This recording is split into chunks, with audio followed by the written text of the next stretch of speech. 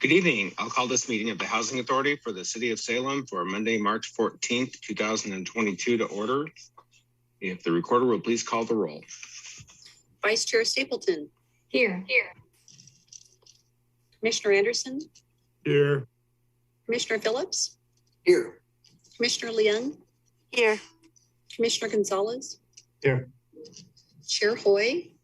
Here. Commissioner Nordyke. Here. Thank you. All right, if you'll join me in the Pledge of Allegiance. I pledge allegiance to the flag of the United States of America and to the republic for which it stands, one nation, under God, indivisible, with liberty and justice for all. Thank you. Vice Chair Stapleton, do we have any additions or deletions to the agenda? No, we do not.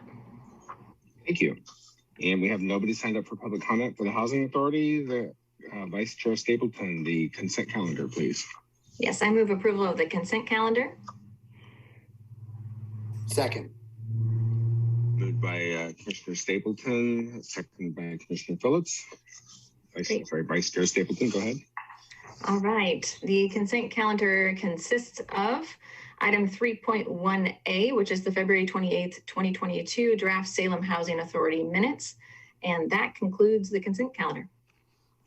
Any discussion? Reporter, please call the roll. Commissioner Anderson. Aye. Commissioner Phillips. Aye. Commissioner Leung. Aye. Commissioner Gonzalez. Aye. Commissioner Nordyke. Aye. Vice Chair Stapleton. Aye. Chair Hoy. Aye. Motion passes. We have no public hearings and no special orders of business, but we do have information reports. And I see we have our housing administrator, Nicole Utes, with us this evening. Ms. Utes, would you like to discuss item 6A with us, please? Good evening. I'm Nicole Utes. I'm the housing administrator for Salem Housing Authority. And tonight I brought forward an informational report to discuss the potential for rebranding and restructuring of Salem Housing Authority. We hope that this initiative and research going into looking at restructuring and rebranding the agency will help us into the future growth of affordable housing and other assets that we do for the Salem Housing Authority. The Salem Housing Authority doesn't just serve Salem, it also serves the city of Kaiser, and hoping that rebranding will help revitalize the agency and take out the authority from our name, which is a very important key that we hope to use with diversity, equity, and inclusion. Authority is often utilized as a negative connotation, and often our clients get having a little bit of an issue with authority in the name, thinking that we're legal authority, as well as listing our projects as projects or housing in a negative connotative manner. We're hoping to brighten the future of the Housing Authority by not only changing the name, but we will remain Salem Housing Authority, and it would remain a public housing authority agency. But this would expand our service of the capability by listing all of our development and everything that we do under one newly revitalized name, and also hope to bring more development of affordable housing into the Salem area by strengthening our development team. This informational report lists out the different arms that would be available. I also wanted to note that this is a strategic planning initiative that is utilized by many housing authorities, not only in the state of Oregon, but across the nation to bring or develop into a more revitalized housing authority. I can tell you that Homes for Good is our latest one that rebranded. That's Lane County Housing Authority in Eugene. And one of the first ones that made this was Home Forward, which is the former Portland Housing Authority, as well as Housing Works in Bend. So those are three local entities that have done this and vastly grown their portfolios since that time frame by including and making sure that they have a valid development team on staff that can focus solely on building more and additional affordable housing that meets the needs of the community.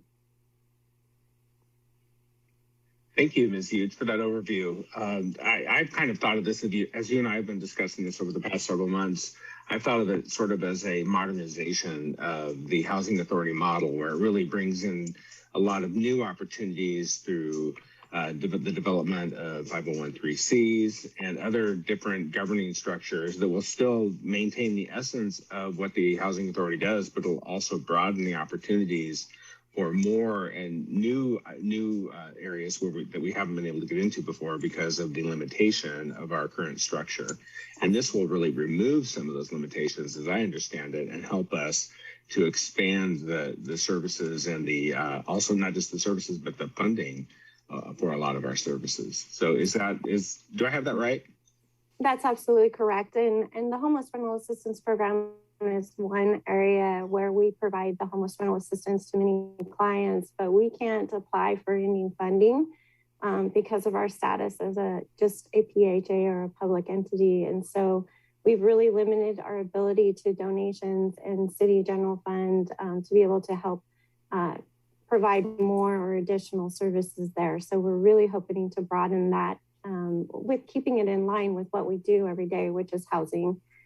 But most importantly is to build a solid real estate and development team that has sole focus on being able to bring more quality projects to the area, and then that development money being able to help support that arm of the housing authority itself. The housing authority has gone through many rental assistance demonstrations in the past, which is actually taking our public housing units out of public housing and putting them into affordable housing with general partner or limited partnerships out there in the community. So we hope to grow upon that and slowly take out our stock of the public housing and bring them into more of affordable, modernized housing authority.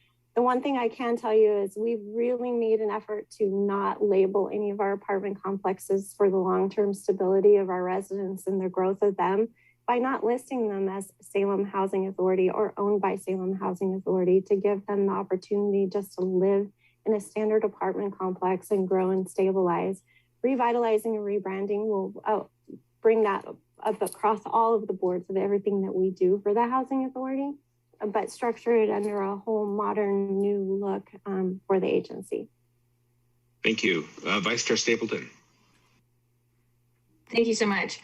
Thank you, Nicole. I absolutely love Salem Housing Authority meetings. Will we continue to, I guess, just a real quick question, will we continue to call it Salem Housing Authority in our meetings and such, or has it completely shifted and we won't see that name anymore?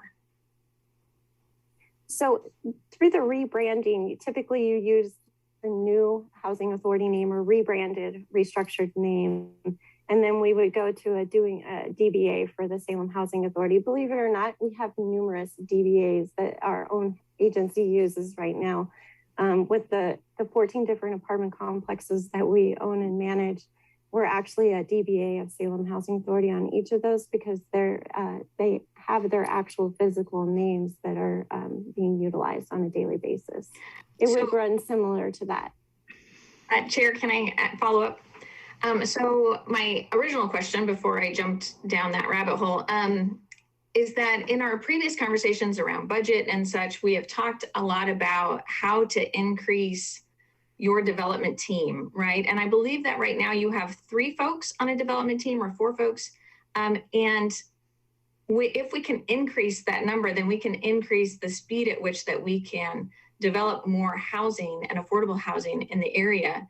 Can you talk a little bit about your hopes and dreams for that with this reordering of things and how that can help us get more folks in that position to get us more housing more quickly? Absolutely. So unfortunately, we lost one of our asset managers that was working for the Salem Housing Authority recently to a new position. And so we have 2 individuals that are doing development, which is one of those being myself and another gentleman who does a phenomenal job for us.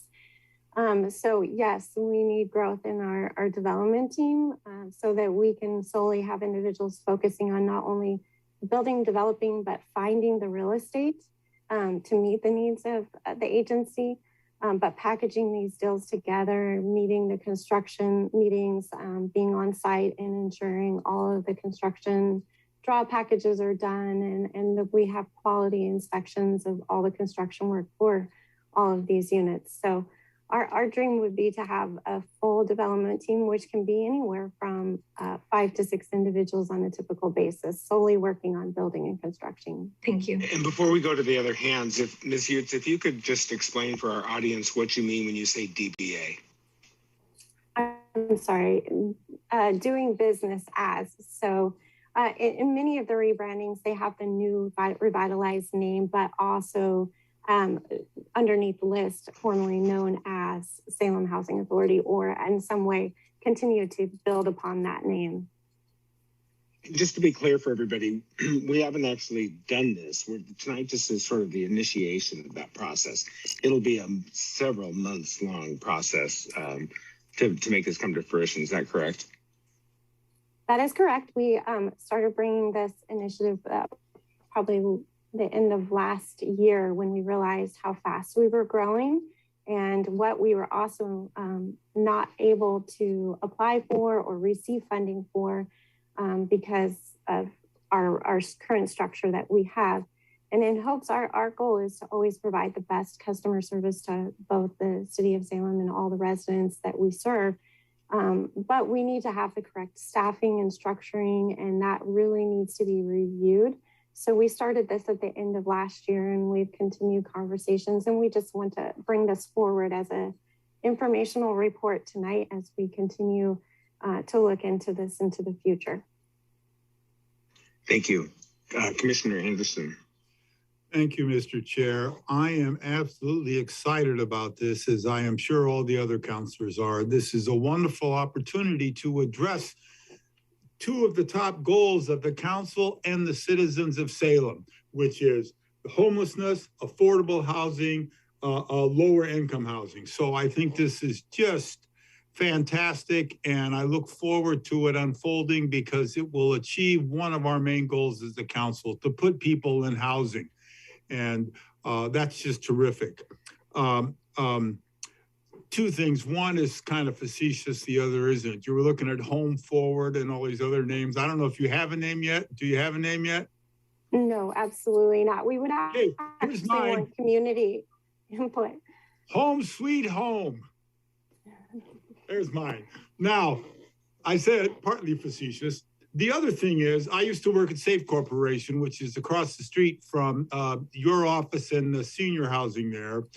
And I hired another lawyer to come in from Eastern Oregon, and he came in and he and his wife were looking for housing. And he said, why don't we look at this high-rise apartment across the street from Safe? I can just walk to work. He had no idea it was a low-income senior housing. So that is a testament to the good job that you and Andy Wilshire, your predecessor, and everybody has done is to not at all doing anything that could even potentially have the sniff of stigmatization. So congratulations on that. And this, you're going to continue to go onward and upward. Thank you. Thank you. Thank you, Commissioner. Oh, sorry. Go ahead, Ms. Eads. The one thing with asking us about a name, no, we've not even reached into that realm of, we actually hope that if we do go down this route, that we can get the community involved and community input and neighborhood associations and really seek out input from, and that way they're also learning what we're doing and who we are, but also providing us some input on what the community's expectations. Thank you. Fun fact following up on Councilor Anderson's story. When I was a senior in high school and touring Willamette University, when I was considering going there, I pointed to the Robert Lindsay Tower and said, what about that dorm? I'd like to stay there. How about that? And then they explained that wasn't actually a dorm on campus. I didn't realize it until then, but so I had a similar situation. Anyway, I'm sorry. Acting City Manager Rutherford. Thank you. Kristen Rutherford, Interim Executive Director, I guess, for this yeah, meeting. I guess so. I just want to expand on something that you had said earlier about the timing of this. So we are just now starting the conversations with the commission. We will be back with a budgetary request to allocate funds, some of the funds that have come through the state for affordable housing and homelessness towards this initiative. And then with that funding, we will be able to retain the attorneys and the consultants, and this will be a multi-month project.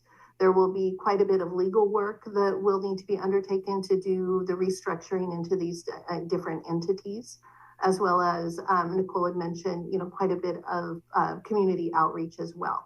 So you will see us back again with that budgetary request within the next couple of months. Great, thank you for that. Are there other questions for staff? All right, well, I don't see any other hands, so good work. Thank you for bringing this forward and getting this process started. I'm excited about what it means for the future of the Housing Authority and for our whole city, so thank you. Thank you. And seeing no other business on our agenda, the Housing Authority is adjourned.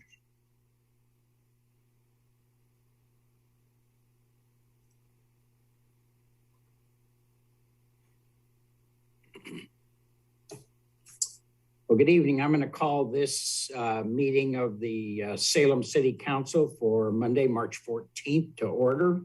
If the recorder please call the roll. Councilor Stapleton. Here. Councilor Anderson. Here. Councilor Phillips. Here. Councilor Leung. Here. Councilor Gonzalez. Here. Councilor Hoy. Here. Councilor Nordyke. Here. Mayor Bennett. Here. Okay, motion passes, no, they're all here. I'm sorry, we have a quorum. Councilor Hoy, we've got approval of additions or deletions to the agenda. Thank you, Mr. Mayor. I move approval of additions and deletions to the agenda. Second. Second by Phillips. Okay, if the recorder please call a roll. If I could outline the additions, Mr. Mayor. Go for it. Item 1.3A is a proclamation recognizing Women's History Month, which has been added to our agenda. And item 3.2C has a Salem Parks and Recreation Advisory Board action sheet added as an attachment to the report. Very good. Now is there any discussion? Okay, we'll have recorder call a roll. Councilor Stapleton. Aye. Councilor Anderson. Aye. Councilor Phillips. Aye. Councilor Leung. Aye. Councilor Gonzalez. Aye. Councilor Hoy. Aye. Councilor Nordyke. Aye. Mayor Bennett. Aye. Okay, motion passes.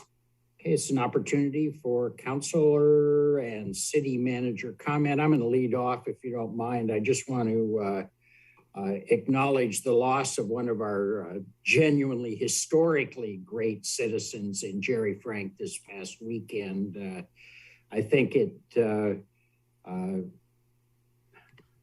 becomes almost a cliche to run through the number of things that Jerry has done for this community in his lifetime of both business and service and representation in various roles. His loss will be one that I'll feel personally. I've gotten to know him over the years, and he was a tremendous gentleman. And I know on behalf of all of you, we feel a deep loss with Jerry gone. Okay, Councilor Anderson. Thank you, Mr. Mayor. I want to echo your comments about Jerry Frank and all the good he provided for our local community and the state. I didn't know him very well, but he and I always happened to run into each other at the post office, the Pringle Park post office. I don't know, once every other week or so. And he was courtly and engaged and interested. And he knew who I was, but I had no idea if he knew my views on various things. And it didn't make any difference to him because I was another human being who was interested in public service. So I really appreciate all he's done for the city and how he made me feel personally in our conversations. And I think it's now totally appropriate that I haven't been down to the park lately, but the Jerry Frank Amphitheater is a totally appropriate thing. And, you know, with one thing leaving, another thing comes in. So I'd like to welcome our new acting I don't know what the actual title is, but Kristen Rutherford, who will be acting in the capacity of city manager for the coming months. And welcome, Kristen. We look forward to your leadership, and I know you'll do well in the position. Thank you. Thank you. I did want to mention that the Jerry Frank Amphitheater at Riverfront Park is being specially lit this evening, also in remembrance of Jerry. Okay, anyone else? Councilor Hoy. Thank you, Mr. Mayor. I just wanted to share with colleagues that I had the opportunity over the weekend to visit the senior, I don't know if it has a name yet, it's a senior tiny home community on the property that we donated over here on Market Street that United Way is preparing. They had a work party this weekend, working on the house that they purchased and preparing the area for the installation of those tiny homes.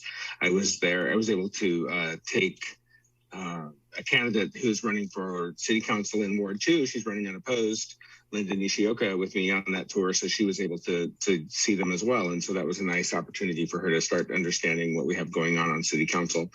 And it's a great project, and I'm really excited about the homes going in there. So stay tuned for more on that. Thank you. Thank you. Anyone else? Councilor Phillips. Thank you, Mayor Bennett. I really appreciate your comments regarding Jerry Frank. You know, his 98 years, he really made an impact on our community in all of Oregon. Today, for those that don't know, is March 14th, which is Pi Day. I'm a minor in math, so that kind of stands out to me. I'm about 3 days early for St. Patrick's Day, but I'll be in the emergency room, so this is my only chance to wear my green tie. And the last couple of weeks have been pretty busy in South Salem. Michelle and I and our daughter Lily were able to visit Ward 4 and went to the Pringle Elementary School for her Girl Scout troop or Brownies troop, where I was able to do a presentation on first aid to her troop. And then this past week was quite busy with a walk at Gracemont Park with the board members of the Fayrite Neighborhood Association. And then we had our 2 regular neighborhood association meetings with Morningside and Fayrite. Where we talked a lot about trees, specifically, and kind of at large. And it kind of got me a question. I don't need it answered tonight, but for city staff, I believe it was about this time last year that we got an update on the tree canopy. And just the one caveat would be if we could get that data this year, broken out by ward. I know that was interesting for some people in the Morningside Neighborhood Association board. Beyond that, I also had the opportunity last month to testify kind of to promote Salem for the Oregon Transportation Commission consideration of the bipartisan infrastructure law and how to utilize or best utilize the flexible funding associated with that. And we were able to kind of speak together, you know, as a region to advocate for the Aurora Donald Exchange and the potential bypass at Highway 22 and Highway 51 to Independence. And then specifically for Salem to, you know, maybe create some flexibility to expand the Great Streets program to get funding for the McGillcrest update. And then, you know, just the last little bit is where we're at in the pandemic. And spring is just around the corner and things really are looking up. The numbers are down, you know, orders of magnitude compared to a couple months ago.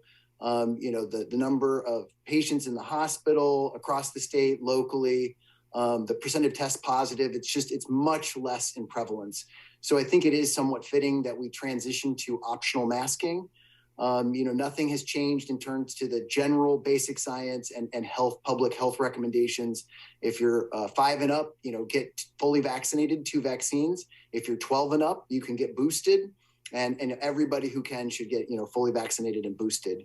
I would encourage us to be kind to our you know, neighbors and community members, you know, masking or not masking, you know, just that's a personal choice at this point, unless you're in a healthcare facility where there's direct patient care and then there's still the requirement to wear a mask, or if you're on public transportation, you still got to wear a mask.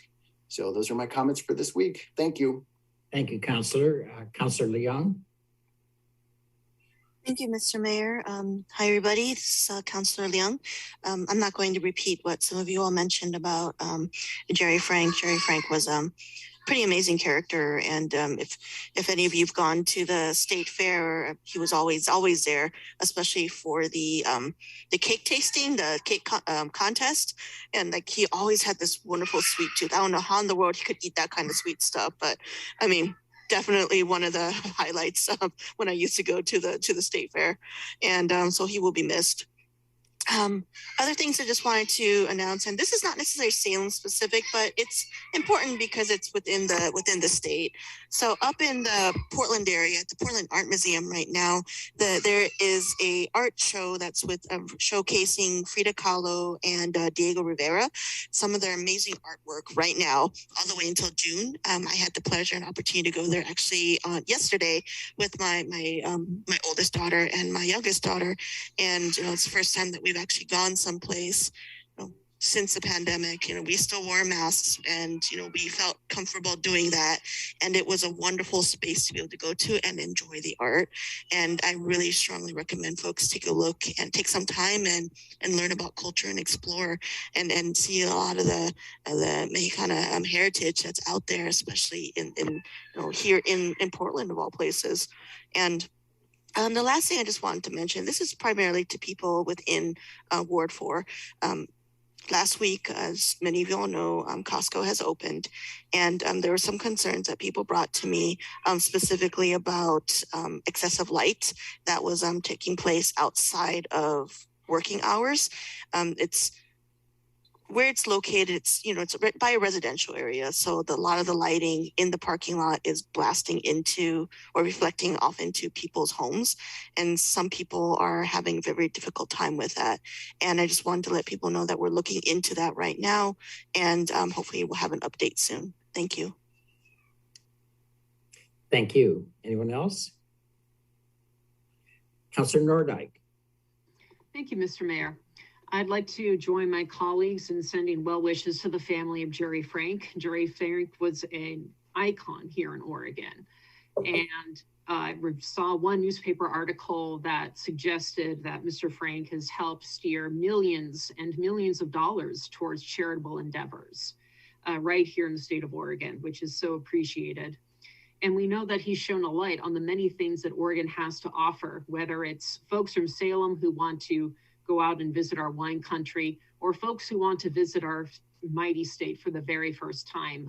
Jerry Frank offered something to everyone, and he will be eternally missed. I'm so happy that we have a local landmark named after him to help us remember his legacy.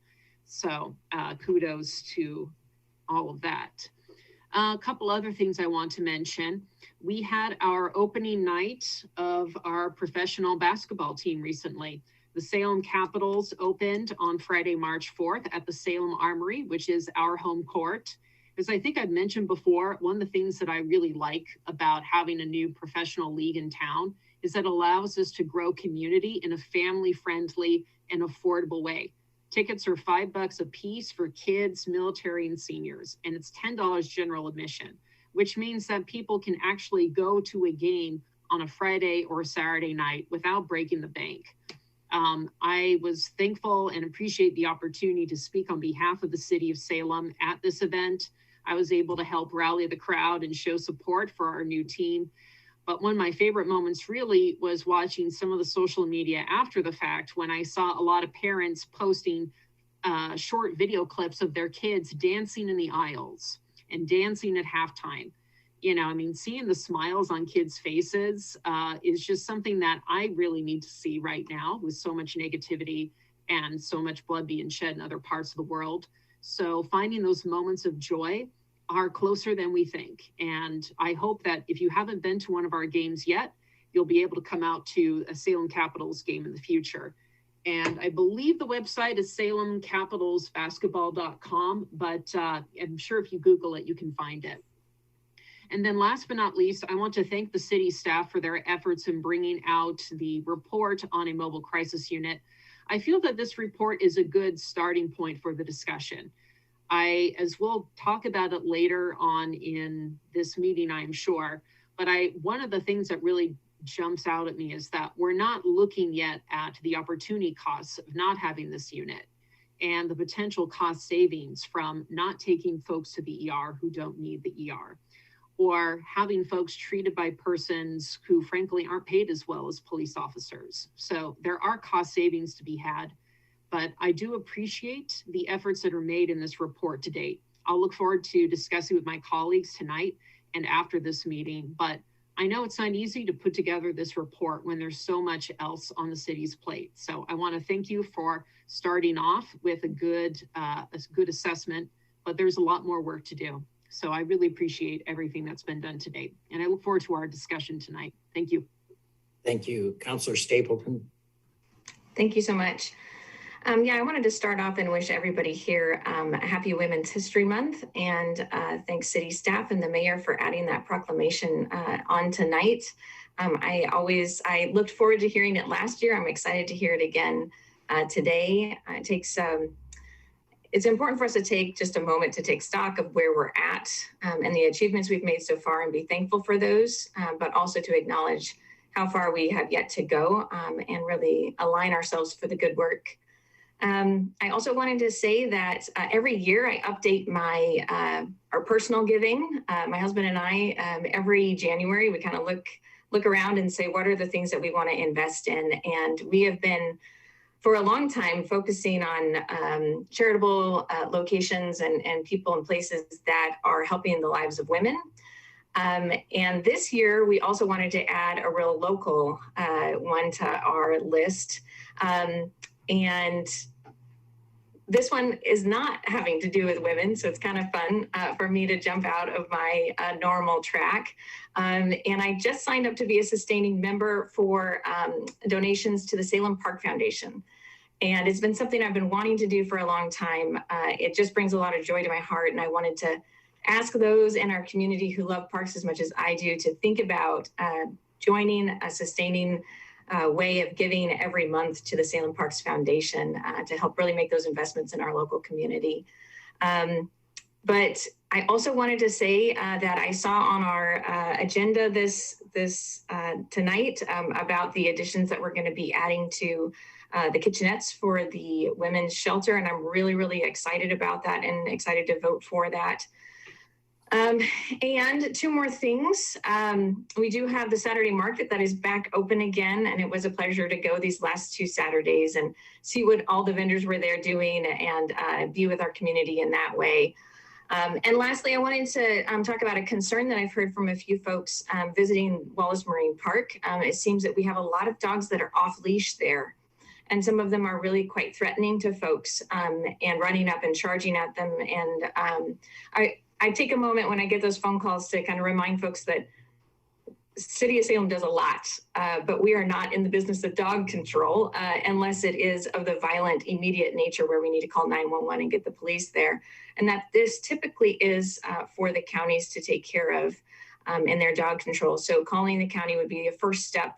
If it is not of immediate danger, if it is, please call 911. But otherwise, please contact your county, and of course continue to let me know so that I know what's going on in the parks, and so that we can try and address the needs and work together to fix what is not working as a community. So thanks for letting me take the time, Mayor. Okay, anyone else? All right, thank you very much. We'll move on then to proclamations. Whereas the 2022 Women's History Month theme is providing healing, promoting hope, which is a tribute to the tireless work of women as caregivers and frontline workers in response to the COVID-19 pandemic, and to the role throughout history that women have played in providing healing and hope. And whereas women have historically brought the gifts of healing and hope to their families, workplaces, and neighborhoods as counselors, artists, teachers, doctors, nurses, and mothers and grandmothers, and whereas too often throughout history, women were unsung and sometimes their contributions went unnoticed, but the achievements, leadership, and courageousness of women have been a source of strength and inspiration. And whereas Today's women continue carrying forward the mission of ensuring that our daughters have the same opportunities as our sons. Women of the labor movement are achieving monumental reforms to help all workers secure the better pay, benefits, and safety they deserve. And whereas women are making history every day and will continue to do so in ways that will change our city, county, state, and country for the better, now therefore I, Chuck Bennett, Mayor of the City of Salem, do hereby proclaim March 2022 as Women's History Month and encourage all people of Salem to honor the contributions of women of every race, class, and ethnic background who are essential to the progress of our city and our nation, dated this 14th day of March, 2022.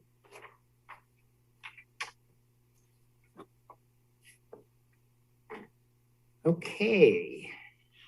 Mr. Mayor, Ms. Rutherford has her hand up. Ms. Rutherford.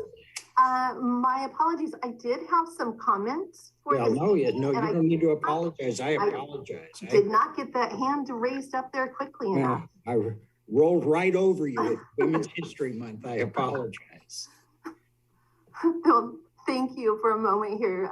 Kristen Rutherford, interim city manager. And I don't know that I will have this many comments in future meetings, but I do have a short list this evening that I'd like to go over. The first thing I'd like to address is the Iwo Jima mural that was a topic of discussion back in January, has been approved by the Salem Art Commission and accepted into the Public Art Commission, or into the art collection. So I wanted to share that with everybody. Thank you. That was approved last week. I also wanted to provide an update on our Ward 8 vacancy. We have received 8 qualified applications. One withdrew here in the last day or so. So we will be bringing 7 applications forward to the Boards and Commissions Committee on the 16th of March. And then after that body reviews the applications, they will recommend some of those folks to move forward to interviews. We've scheduled a special council meeting for March 21st for those interviews. Council will be able to vote if they choose to that evening, because it will be noticed as a special meeting. And then that would allow the new councilor to be sworn in at the March 28th meeting. I also wanted to update everyone on returning to council chambers, which is not going to be anytime soon, unfortunately. We have sound system upgrades that have to occur before we can move forward with hybrid meetings. Our sound system right now will provide a lot of distortion and feedback in that hybrid environment, and the equipment that we need has been significantly impacted by supply chain issues. So it could be a couple months, it could be many months before that equipment is available for us to perform those upgrades. So we will be continuing with Zoom meetings until those renovations have occurred. And I also wanted to speak to the Reawaken event. I know that some counselors and community members have been inquiring about this event. Originally, it was scheduled to be in Salem. It's now going to be at the Kaiser Volcano Stadium. So I just wanted to share that the Kaiser Police Department will be the lead agency working on this event, which will be April 1st and 2nd. Our police department is consulting with the other agencies. We have no information about any concerns at this time, but I just wanted to make everybody aware that we are having those conversations, and we will have staff available as that date approaches. And then the last thing is I wanted to address a couple of items that are on tonight's agenda. We have the item that we discussed at the Housing Authority meeting, and then a number of other items, item 5C, 5D, and 6B, that all relate to issues of homelessness. And just to set the stage for some of this, there was a lot of work that was occurring here towards the end of the legislative session, and more funding that is coming to the city. All of that information we were not able to package and prepare all of the financial information to have in the packet for your consideration tonight. We do have our CFO, Josh Eggleston, with that information if there are questions about that tonight. So we can speak to it. And then we would be coming back at a future meeting for any budgetary approvals relating to these items. Great, thank you very much. Okay, anyone else? All right, then we will move forward to public comment. And we have several folks commenting this evening. Begin with Corey Poole.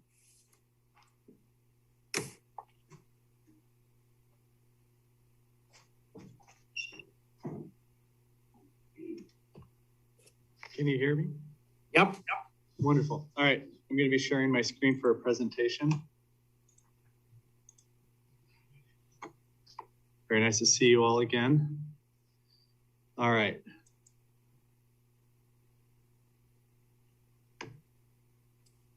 Play. There we go. Thank you, Mayor Bennett and esteemed councilors. My name is Corey Poole. I'm the chair of the Seneca Neighborhood Association, and happy Pi Day. I would like to start by thanking Mark, our city staff and police, for cleaning up more than half of the illegal tent sites in Cascade Gateway Park, probably far more than half. The difference is remarkable, and we are grateful to see some progress towards getting our city park back. What a difference. Today, I'm here to address the future on Turner Road. You have already approved funding for micro village shelter on Turner Road, and I am in favor of this. I have seen firsthand that when well-managed micro villages can be an important stepping stone towards stabilization and housing.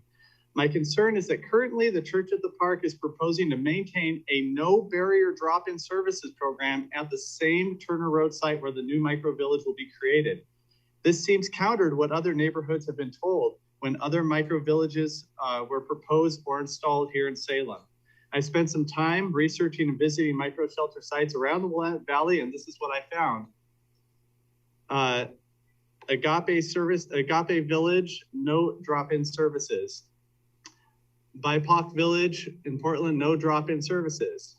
I don't know why this is here. Okay, sorry. Kenton Women's Village in Portland, no drop-in services. Old Town Village in Portland, no drop-in services. QA Village in Portland, no drop-in services. St. John's Veteran Village in Portland, no drop-in services.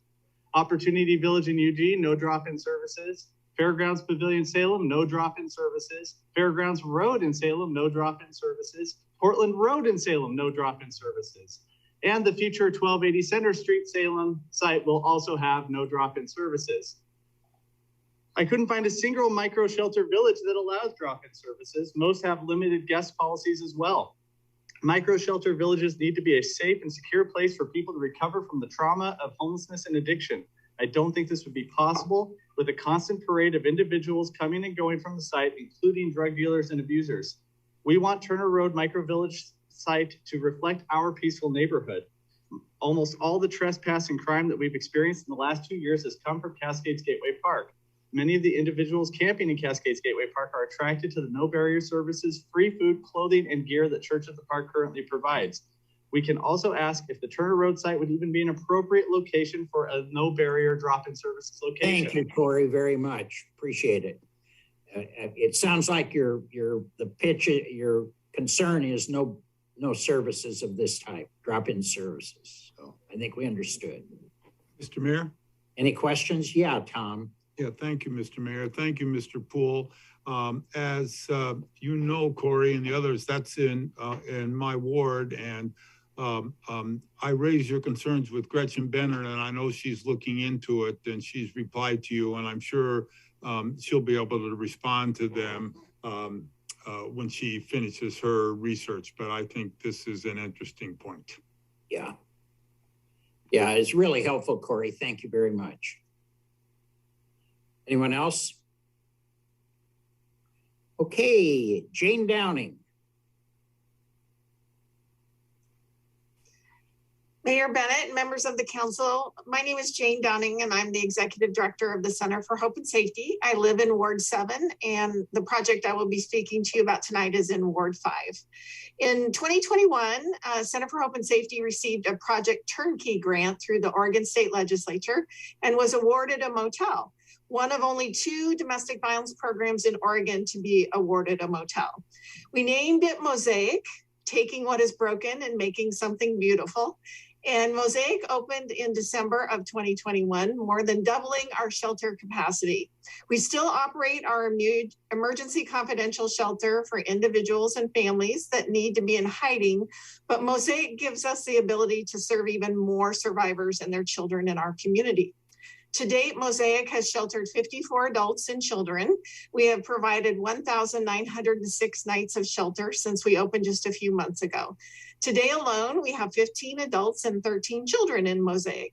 And while families live at Mosaic, we provide all their food, clothing, hygiene, personal protective equipment, and much more, plus intensive case management to help survivors overcome any barriers and gain safe and permanent housing. At Mosaic, we've already installed a gated wrought iron fence, placed security cameras throughout the property, and put in a laundry facility that gives the residents 24-hour-a-day access. Item 5D tonight is a request for $230,000 in American Rescue Act funds to put kitchenettes in the units. The very small refrigerators in the motel are making it difficult for parents to store enough food to make meals for their children. By not having a larger refrigerator, it means coming to the office 2 or more times a day to get items to make meals for their families. Add in the unit's small bathroom sinks, and it is difficult for families to want to stay longer than a short time in Mosaic. If awarded the funds by the city, Center for Hope and Safety would put kitchenettes in the units. Pence Construction has been working with us on the laundry room and turning the pool area into an indoor play space for children. They have graciously volunteered many hours to Mosaic and will be working with us on this project also. The kitchenettes we have in mind are designed specifically for motel conversions to apartments, and they will allow survivors to take care of their families until we help them secure permanent housing. Thank you for your consideration of these funds for the Mosaic project, and I am happy to answer any questions you may have about the project. Thank you. Great, thanks, Jane. That was very helpful. I've been curious about kind of the broader funding issues around this. Can you tell me kind of where things are in terms of the funding related to this project? So originally, $30 million was set aside to purchase the motels and then do whatever repairs were necessary to get them. Just like for ours, it was painting and replacing an outdated water heater and things like that. So that funding was provided. We have, out of community donations, put like the fence in and the laundry room and all of that. We want to make sure we're putting into this project also, plus all of our time and energy and everything. This Oregon Housing and Community Services has just come out and said that there's a little bit of funding to help the projects, all 19 of the currently funded projects. And I do believe there was more money set aside for new projects. And then there was conversation about there might be some additional funding in the future for the ones that have already been funded.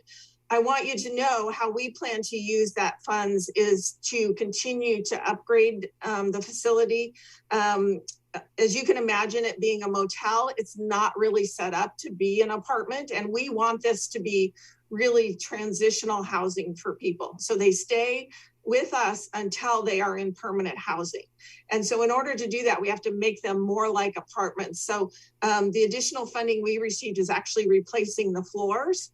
Most of the people who come and stay with us have pets. And so having, carpeting in there is not the best situation for them. So we are putting in floors so they can have their pets and they can be able to function.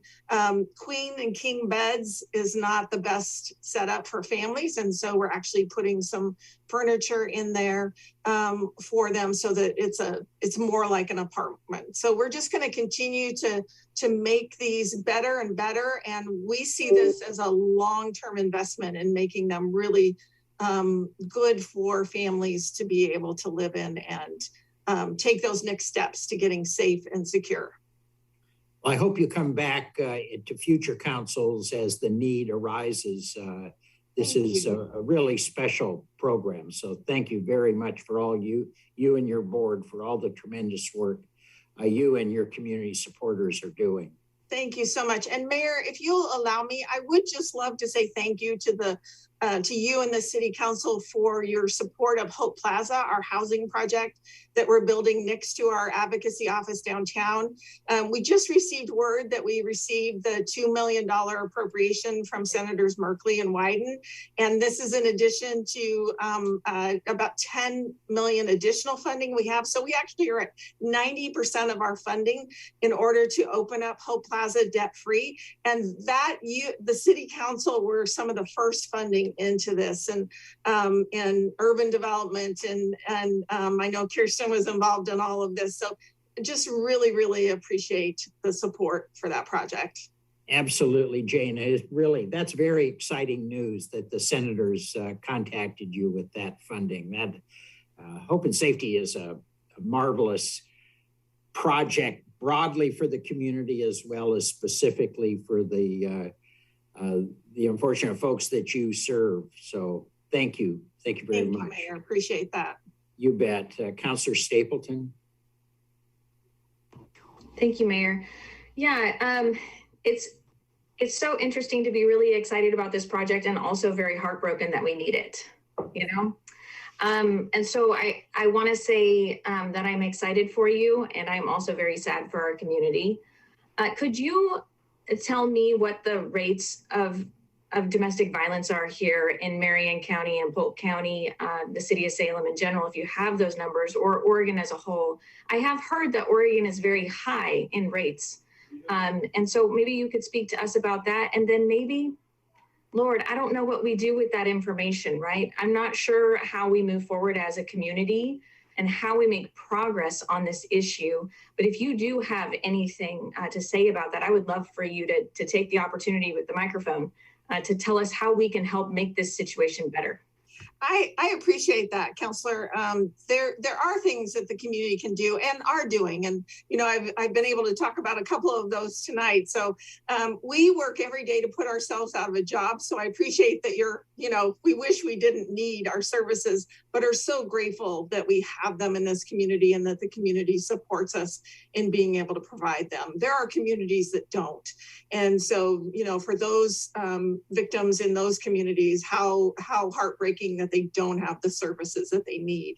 The statistics that we have, just to give you some idea about our program, we had the last 2 years, we had over 33,000 contacts to our program. That's not 33,000 different survivors, because survivors will contact a program over and over if they're, you know, doing the right thing, because you want them to continue to reach out and get support as they're making the steps to get free of violence. And so that's a good number, but that does represent several thousands of individuals in our community that are reaching out for help and support. And the statistics that we have are around Oregon, but I think they bear very true for our community. And that is about 37% of women in Oregon will be victims of domestic violence, sexual assault, or stalking in their lifetime. And so you just, you know, you do the math for about 1/3 of the women in our community are dealing with this. And then in addition to that, our program helps men who are survivors of domestic and sexual violence, human trafficking. And so, you know, you start adding those numbers in, and it's quite a few individuals have been impacted by it. And, you've seen the numbers for the homeless population when they ask them about, you know, if they've survived domestic violence. That's always one of the high numbers in our community. And that holds true across the country. One of the main reasons why women and children are homeless is due to domestic violence. And so being able to heal from that trauma and have services is absolutely critical for every community. And we are just so grateful to be able to provide those services here. Okay. Thank you, Jane, very much. Thanks again for all the work you all are doing. Councilor Hoy. Thank you, Mr. Mayor, and thank you, Jane, for coming on tonight and for making this request, giving us the opportunity to help out. I am wholeheartedly, as you know, supportive of this project. The Mosaic is a much needed resource for survivors of domestic violence. Having worked with so many survivors and suspects over the years, I know what it's like when you don't have resources for the survivors, and this is it's so important. Kind of following up on Councilor Stapleton's comment, I know a few months ago you put out, a friend of mine posted on Facebook that you needed different items for Mosaic, and people could go on to Amazon or whatever and order things. And I took advantage of the opportunity and I sent a microwave down for Mosaic. Are there things that community members can do, like a really tangible things like that could help people? Is there a specific financial way they could help you, or are there other items that you still need that individuals could help with? Please share that if that's still an issue. Thank you, Councilor Hoy, and thank you for the microwave. That started us off on our direction of getting better kitchenettes into the unit. So thank you. We really appreciate that.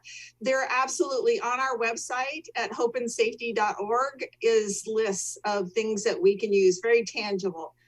Like right now it's raining, we can always use umbrellas for survivors. Very often they're using the buses and things like that. And so we absolutely can use that. Right now, of course, we love to have community support for the Hope Plaza project. And that's on our website also if folks are interested in that. But there are absolutely always, food items that people can just the basic kind of things, paper towels. If you ever want to see folks get really excited about simple things like toilet paper and paper towels, come visit us because, you can imagine what you use for a household and then multiply that by, multiple households. And so we go through a lot of it. So appreciate the opportunity to just say, if folks are able to help, we really, really appreciate it. And we appreciate all that the city does. So thank you. You bet. So you're at the grocery store and you want to pick up a couple of extra packages of paper towels or toilet paper. They could just bring it by your office downtown or? Absolutely. Yep. Okay.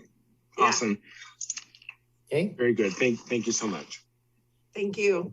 Great. Again, Jane, thank you very much. Really thank you, Mayor. Okay, we'll move on to Dave Gould.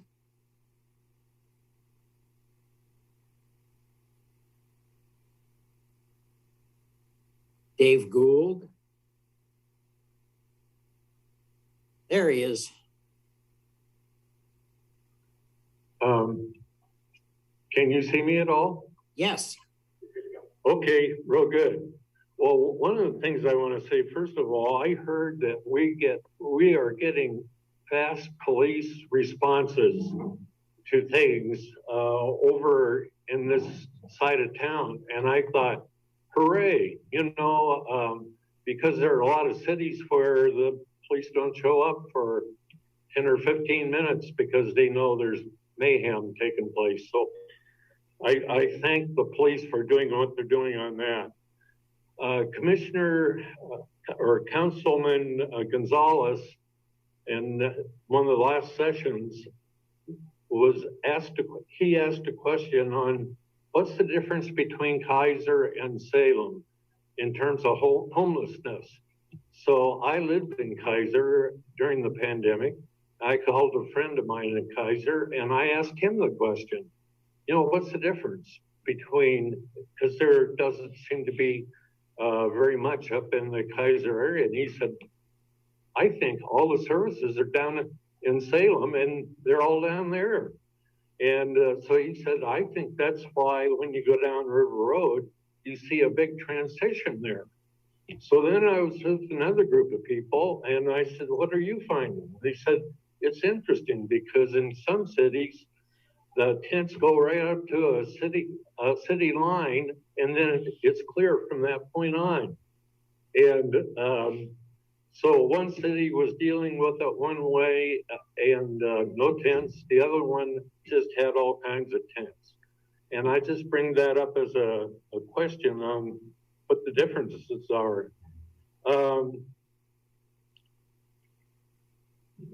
I want to tell you, I really was impressed with how clean our park looks over there. I feel like it's our park again. And when I go by that, I want to tell you, we lived in Seattle for a while. We lived on Main Avenue where the people littered and it was like garbage. And my wife is an anti-garbage, anti-litter person. And so I am saying tonight that if anybody has a very good idea on how to involve the citizenry of Salem, like a solve program, some way where you pick up trash, where you can get the inmates out of jail, and you can keep the park looking exactly like it's going to be looking, you know, when it's completely emptied out, to give it back to us. And I'm only 87, my wife is 82, that we would be willing to go down there and pick up stuff. And I think there are a lot of other people that would be willing to do a solve thing. Thank you, Mr. Gould. Really appreciate your offer and your observations. So thank you very much. Any questions for Mr. Gould? Okay, Lori Labrasseur.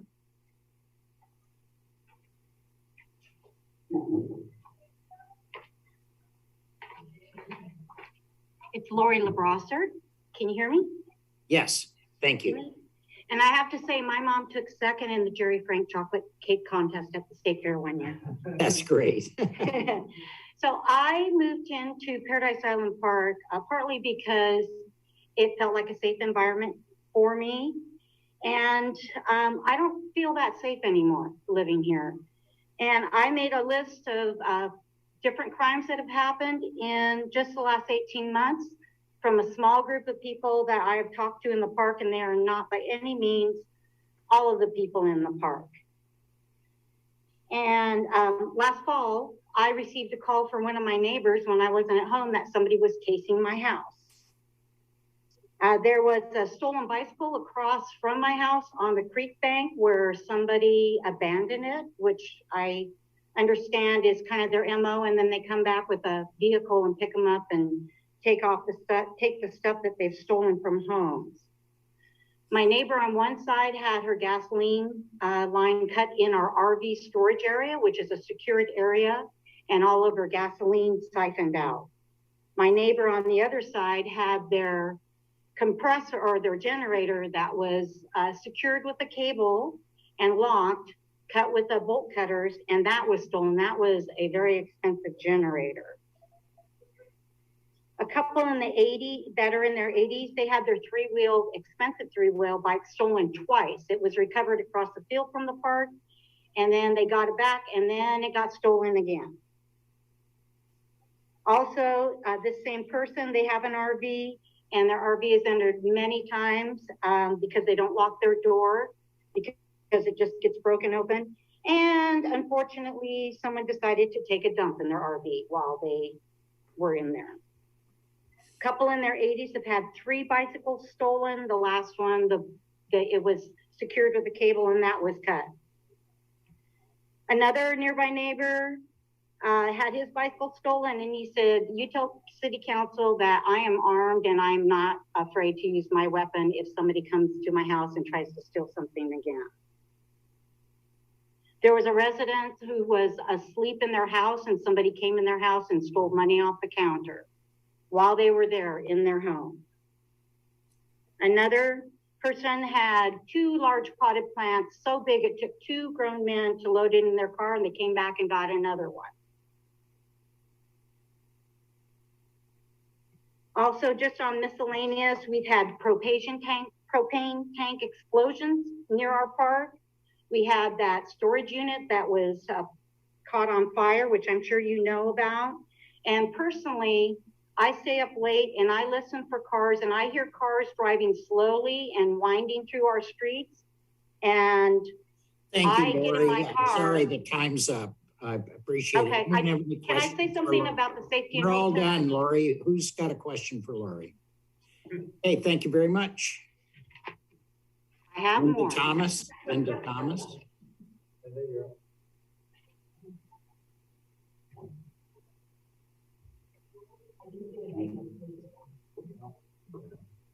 Hi there, I'm Linda Thomas, and my concern about the park over here is that we just hate to see it become a destination park because it brings in some of the people that come over into our park and do these things, and that's a big concern for us. And so that's just really my comment, that we hope that as they clean the park out and whatever they're doing with the tiny homes, that the only people that get to be in those are people that they're working with, and that they don't accept all the other people that don't belong there.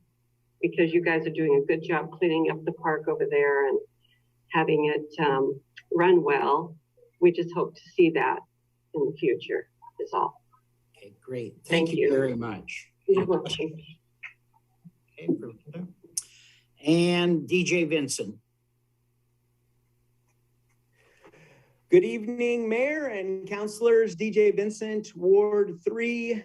I just want to start by saying thank you to the good work of the Salem Housing Authority. It's so encouraging, good work with the Center for Hope and Safety. We couldn't be more encouraged. We all know it's going to take everybody for our community to be a place that no one has to be on our streets or in our parks. I just want to share and make comment today as I continue to say thank you. Thank you for working so hard to get the Navigation Center fully funded and working with state and county and city dollars. I wanted to give an update that in our efforts to be a part of the process, that low barrier first step for folks who need shelter, we do that in collaboration with all these other partners as we're providing these micro shelter communities. I want to clarify that we're so thankful that the council approved the potential development of Center Street, Front Street, and Turner Road. At this time, the council has provided funding to develop the Center Street property, which is underway, and we hope it will open between April 15th and May 15th, and that will move the current Village of Hope at the old DMV site. So that's my shelter community. So that will increase its capacity from 40 beds to 80 beds, which is incredible for those folks, because as we continue to see the level of navigation provided is able to see almost 40% of those folks move on to positive destinations within 90 days. And some have asked, 25% of those are HUD level permanent housing. So we couldn't be more encouraged about that. What I wanted to share tonight is to encourage council as you're looking at budget dollars, as you're looking at new dollars from the state, that we are at 2 micro shelter communities, but we have 2 other properties that could be developed with micro shelters. And so one of those has been mentioned several times tonight, which is Turner Road. We are seeking to develop all the plans and site details to be ready to put approved micro shelters on the back of that property. It is our hope that we would continue just during the day to redirect folks to other services around town, other shelters, other safe parking opportunities. I never want to stop saying thank you to the community for supporting the shelters and sponsoring them. We still have more shelters that could be purchased and locally built here. Thank you to all the counselors and folks who've come and seen that local business and supported them. Again, I just want to say we are just a part of the process and we recognize that. And I see that my time is up. I'm inviting the counselors to come down and tour Thanks, a DJ. spot. Yeah. Could you, DJ, could you answer the kind of the comments from Corey Poole and I think also from Linda Thomas regarding the kind of drop-in service that is not done at other sites. It's not planned for the Center Street site, and it creates problems that you all have had trouble managing. So I'd kind of like to understand what your thinking is there, how you keep a management system in place with drop-in services like that. Yes, when folks are unsheltered, experiencing abuse, having challenges of mental illness, all of that is challenging. And our other sites right now, there's no drop-in services as we're trying to, create peace and livability for everyone in the neighborhood. Currently, the Turner Road site already serves as a drop-in day center where we provide redirection, navigation, case management. The reality is we don't want to lose the opportunity to redirect people to safe parking. Right now, we're at 14 churches that we're able to redirect people to safe parking. So we would be concerned about losing that connection for positive redirection that exists there. And I could show you models in Eugene where they do just that with one of their sites within a network of micro shelters. One of the sites is kind of the lowest barrier starting place where they receive people and even get them kind of screened for where they're going to fit best. Won't the navigation center, low barrier, doing all of the sort of drop-in services as well as arches and their fairly substantial services serve that need? This problem out on Turner Road has been pretty steady, pretty determined population out there that I think as they've described themselves are really pretty vulnerable to the problems that have occurred as a result of this. Is it just us keeping the park empty of any tents, or what is it going to take to make this work? Short of saying you can't do outside services. Respectfully, Mayor Bennett, 15 years ago when I first started going out to the park, there was 50 plus folks out there. And in 15 years, there's always been a universe of folks cycling through and looking for a better place to land out there. And us just not offering services isn't necessarily going to eliminate that. Okay. So you're saying there'll be a problem out there absolutely no matter what happens. And your service actually gets them out of the neighborhood? Is that right? So if a certain percentage of folks are moving out of the neighborhood into housing, that's what we want to see, right? Okay. You'll be real sensitive to this, right, DJ? We are saying we're taking it into consideration. We want to understand, we want to hear. We're not closed-minded about what will be best. We just want to be thinking about the needs of folks who need to move on to positive destinations as well. Well, I just hope you're open-minded to the problems this has caused and be really prepared to be as aggressive as you need to be to kind of keep it under control. That's kind of what I'm wondering. Councilor Phillips. Thank you, Mayor Bennett and DJ Vincent for providing public testimony tonight. I guess I now have two questions. One would be, is there a potential benefit to having the additional resources that come with a managed micro shelter site? Doesn't that come with some degree of security and video monitoring? Yes, absolutely. Thank you for bringing that up. So if a micro shelter is there, that means 24-hour staffing. That means, security and safety support. That means extra levels of sanitation. Right now, a shower is just coming in once a week. There's going to be, fully functioning showers available. We're going to be able to meet much greater needs. And again, navigation to new and positive destinations. And then thank you, DJ. Another question. I was able to tour the managed micro shelter site by the Catholic Community Services Center. And that is somewhat similar in that there are adjacent day services nearby. What I saw in that short time that you gave us the opportunity to tour it was that there really wasn't an accumulation of people who were outside of the managed part of the shelter. Do you think that would be kind of similar to what it could be in the future for a potential managed micro shelter site at Turner Road? What a beautiful example. So that is a family-based site and family-based services provided by the Seymour Center with a lot of collaborative partners. But you're exactly right. That's going on during the day. It's not disruptive to the managed micro shelter site. And then third question, sorry, on that site, the Catholic Community Services micro shelter site, you had some community members who were in RVs. And I think in your testimony tonight, you talked about the possibility of having kind of an RV focused managed micro shelter site at Front Street. Is that still true? And would it be kind of the first effort before Turner Road?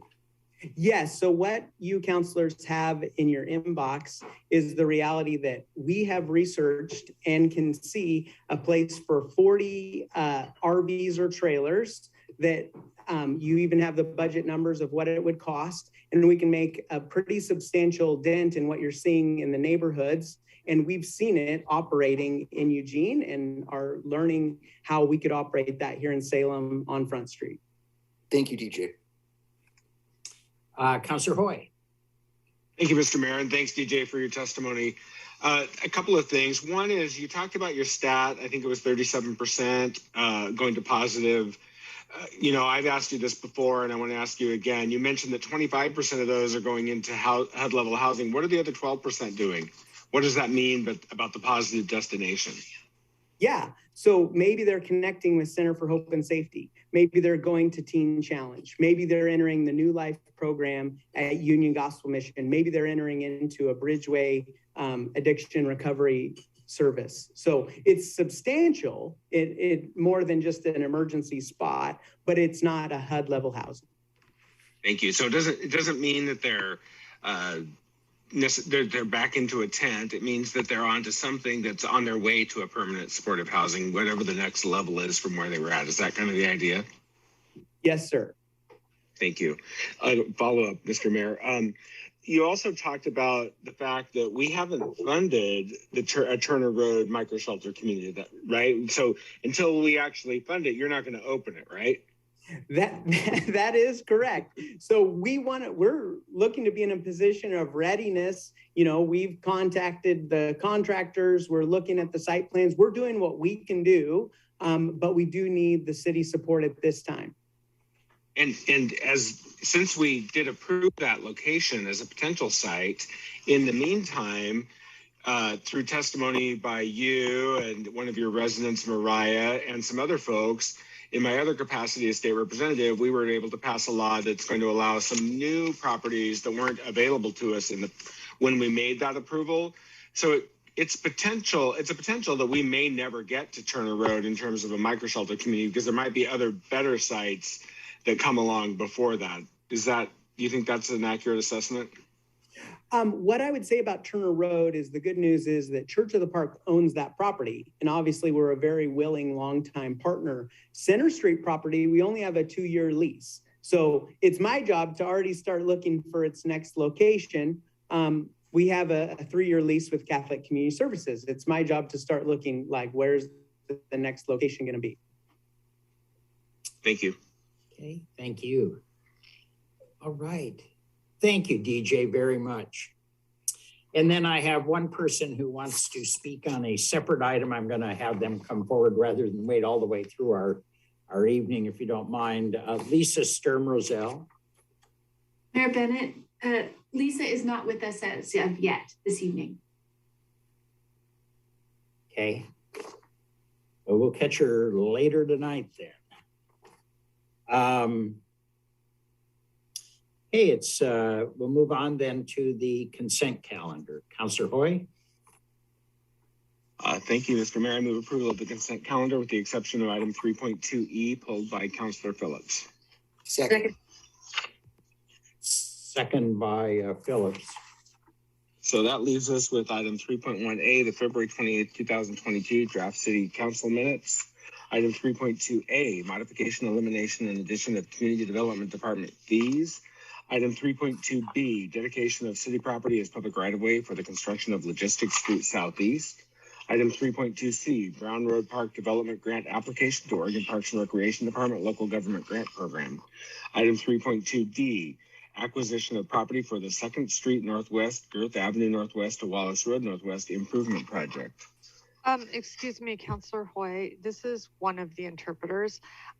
Could you just slow down a tiny bit? It's a little hard to catch everything you're saying. Sure. Thank Sorry you so about much. that. No, it's problem. okay. Thanks for letting me interrupt. Absolutely. 3.3A is a lease amendment with Salem Cryo LLC for retail space at Liberty Parkade. Item 3.3B is an intergovernmental agreement with the Oregon Department of Transportation for right-of-way services for the Hilfiker Lane Southeast at Commercial Street Southeast improvement project. Item 3.3C, 2022 City Council Policy Agenda Priorities. And that concludes the consent calendar. All right, thank you very much. Any discussion? Yes, Councilor Stapleton. Thank you so much, Mayor. Yes, I just wanted to give a shout out to the Edgewater District about item 3.2D. This is great news. Thanks to the staff for all your work here. I'm really excited to see this project move forward. Thank you. Okay, anyone else? Councilor Anderson. This is an extremely minor point, Mr. Mayor, but I'm looking at item 3.3A, which is about a lease amendment for retail space at Liberty Parkade.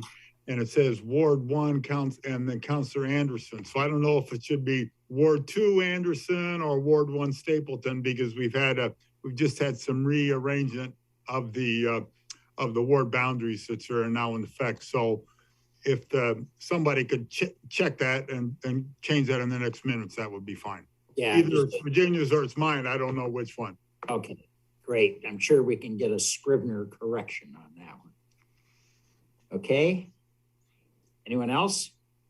Okay, if the recorder would please call the roll. Councilor Anderson. Aye. Councilor Phillips. Aye. Councilor Leung. Aye. Councilor Gonzalez. Aye. Councilor Hoy. Aye. Councilor Nordyke. Aye. Councilor Stapleton. Aye. Mayor Bennett. Aye. Okay, motion passes. We will move on then to special orders of business. Councilor Hoy, would you take this over for a couple of minutes, and we'll begin with Councilor Nordyke's motion. All right. Councilor Nordyke. One moment.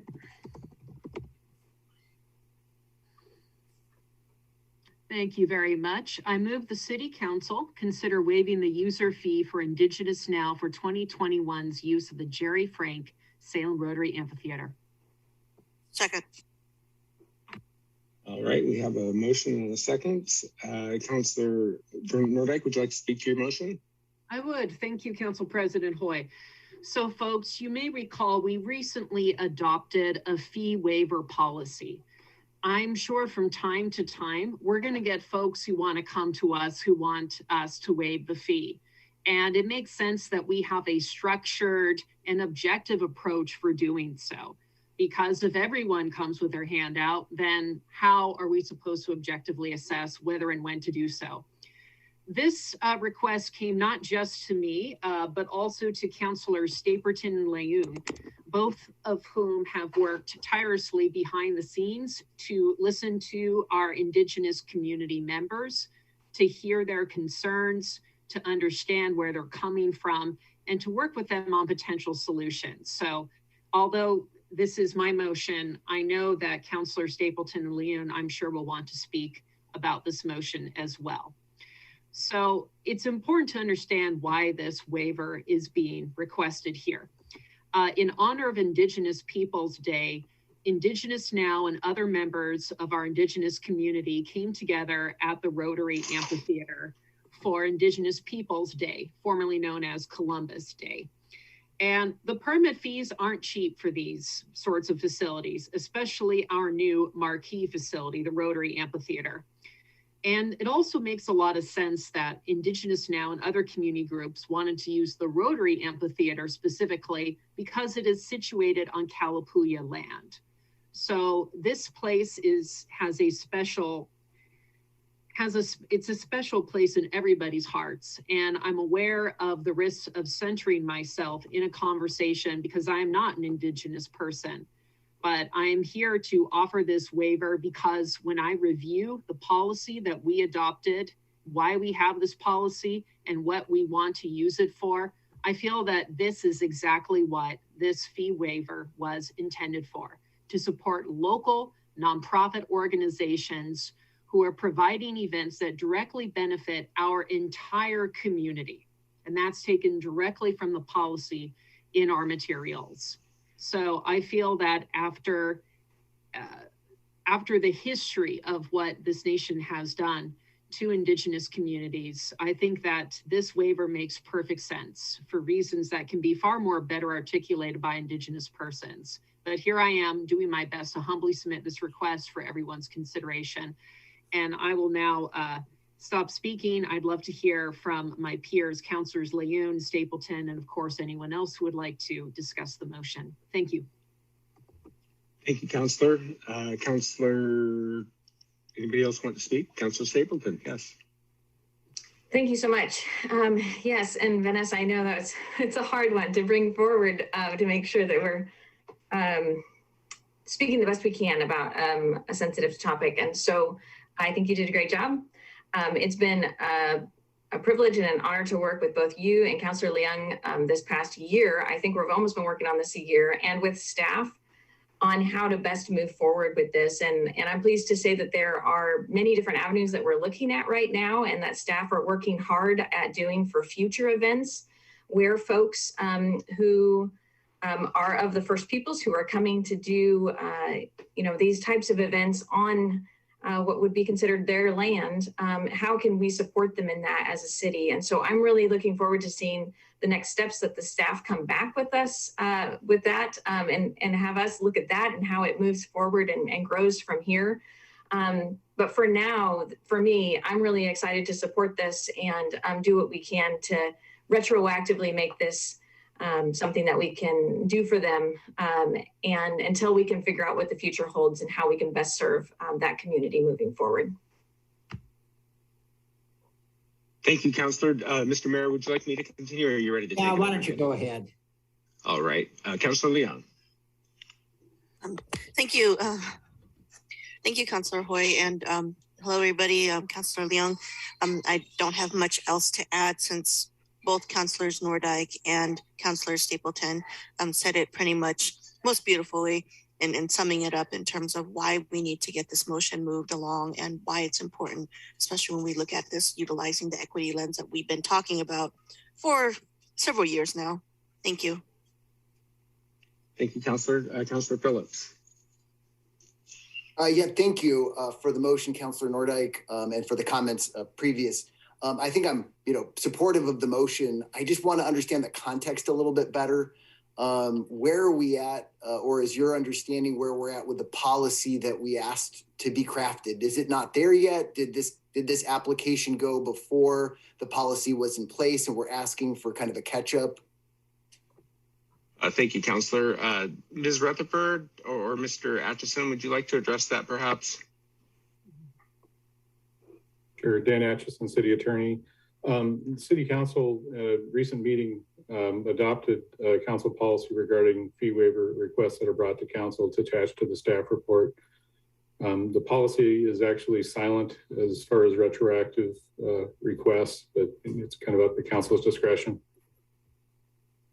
So thank you for helping me start to clarify this, but this is basically just to fill in that gap, the lack of a retroactive policy.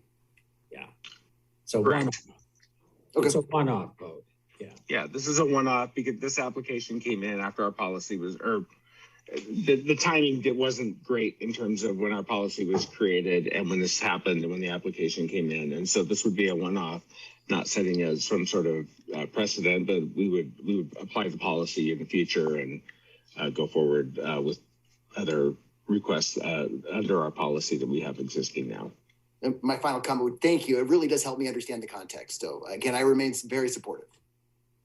Excellent. Any other comments? If the recorder will please call the roll then. Councilor Phillips.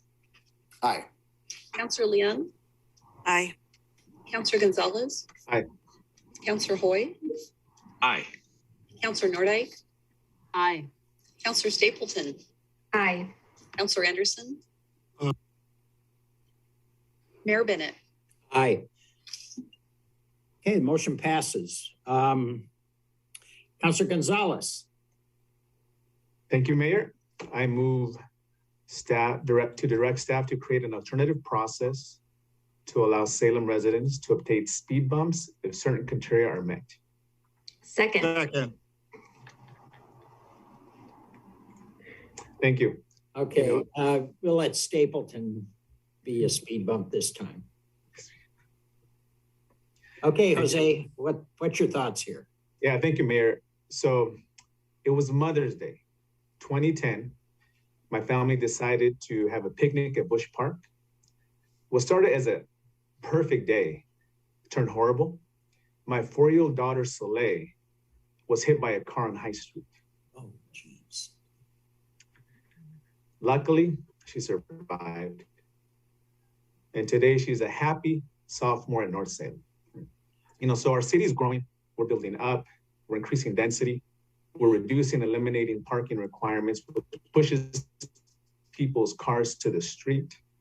With more people, you know, traffic increases, causes more congestion on the main streets, and they turn what were once residential, quiet residential streets into shortcuts for speeding drivers. You know, and after seeing a local resident named Jess Cruz go through the process of asking for speed humps, I realized that this policy had to evolve like the city is. And I checked in with city staff, learned a lot about it, researched it. And instead of changing the current policy, I decided that offering our citizens another option was a better way to go. You know, the second option does reduce the requirements to qualify, but also adds another layer. You know, removes a minimum number of cars per day. You know, some streets aren't busy the whole day. They're just extremely dangerous in that morning and afternoon rush hour. It lowers the percentage of drivers needed to driving over 25. Currently, you need over 50% of drivers to be driving over 25 over the speed limit. That's just too high of a hurdle. And it creates a way for the city to use speed humps made from recycled material. You know, now the layer that gets added is needing neighborhood association approval. You know, I just figured that that's another way to encourage our neighbors to engage with each other. And I know these types of changes aren't easy to implement. I know it's going to take some time, and I know they cost money. You know, but luckily, and what most people don't know is how easy it is for neighbors to help cover the cost. So I'm hoping that this turns out to be a fun, creative way for neighbors to work together, raise money. The city can decide to do this with an equity lens, but in the end, it's going to instill a sense of pride for these neighbors. Thank you. I had one question, Jose, I wanted to ask about this on that point, and I'll go to Councilor Anderson. Would this be the neighborhood association would decide, would the neighbors to the speed bumps ever get a chance to comment on this other than at a neighborhood association meeting, or how would that part work? You know, so right now, Mayor, thank you, Mayor. So right now the process is a local person reaches out to the appropriate city staff, you know, and so there's a direct communication there. It's just sort of one-on-one, right? And it takes an education, it takes a learning process for the resident to even figure out what even to do. It's like it creates about 100 emails back and forth, you know. So in this sense, it forces people to go engage with the neighborhood association. And that way they can come together, build support for these things. And so it does, it creates the need for them to go to the neighborhood association. Okay. Well, you and I have been to neighborhood associations where 1 or 2 people show up. Is the idea we're going to build that? I mean, some of these neighborhood associations are pretty moribund. They're on the books, and they may have 1 or 2 leaders, but they don't really represent their neighborhood. How do this is the idea here? You're going to use this to kind of beef them up. Is that part of it? Yeah, I mean, one of the, you know, just my, I would say, lived experience with the neighborhood associations, you know, when they were started, that was where the information flowed. Right. And so now there's just so many other ways to interact with us and the city staff that they've sort of lost that sort of, they've lost some relevance in certain things. And I agree with you. You know, it ends up being a few people. But now if it becomes, we start giving them some of it, because I saw it in our the Northgate Neighborhood Association that just celebrated 50 years. I saw how this issue brought them together. And so that's what prompted me to take this step. Great, thank you. Thank you, Say. Tom, go ahead. Thank you, Mr. Mayor. I'm all in support of this. I will, first of all, Jose, I'm sorry about your daughter, but I'm glad she's okay. And that is a personalization of the conflict we see. Way back when I was president of SCAN, we tried to get speed humps or speed bumps on High Street, all from basically Gaiety Hill north, maybe to McKinley School, because it often serves as people who don't want to go down or up Commercial or Liberty, go down that street, and it's pretty heavily sped on. So I think this is terrific, and I think it is consistent with everything else. The 2020 resolution or passed by, introduced by Councilor Stapleton, and the reduction of streets on, I think it was a speed on like 17th and 43rd. So this is consistent. So I'm enthusiastically supporting this. Great.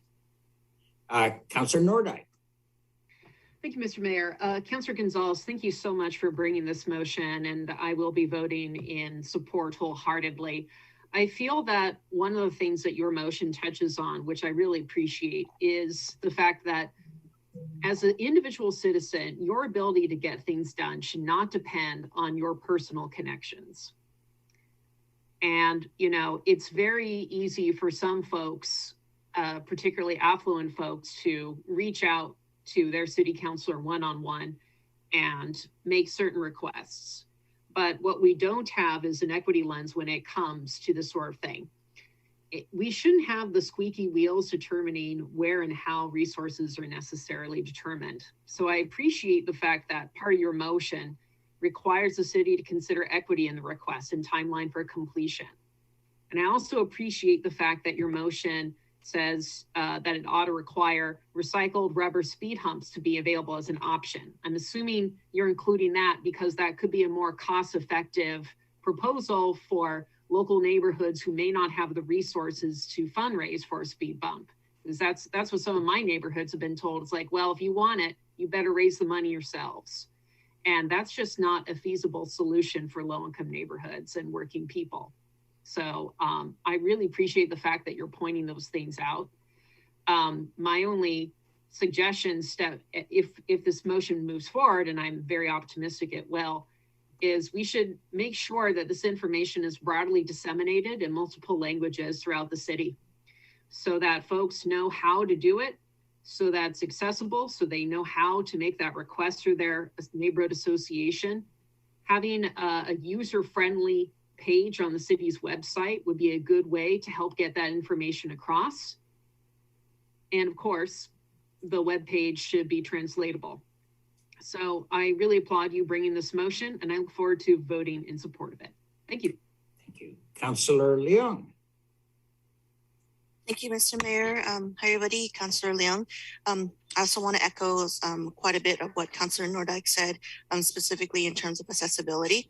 And I was wondering if it's possible even to take in consideration, in addition to the webpage, possibly like creating video or infographics that are a little bit more user-friendly instead of here's a list of instructions, go figure out yourself.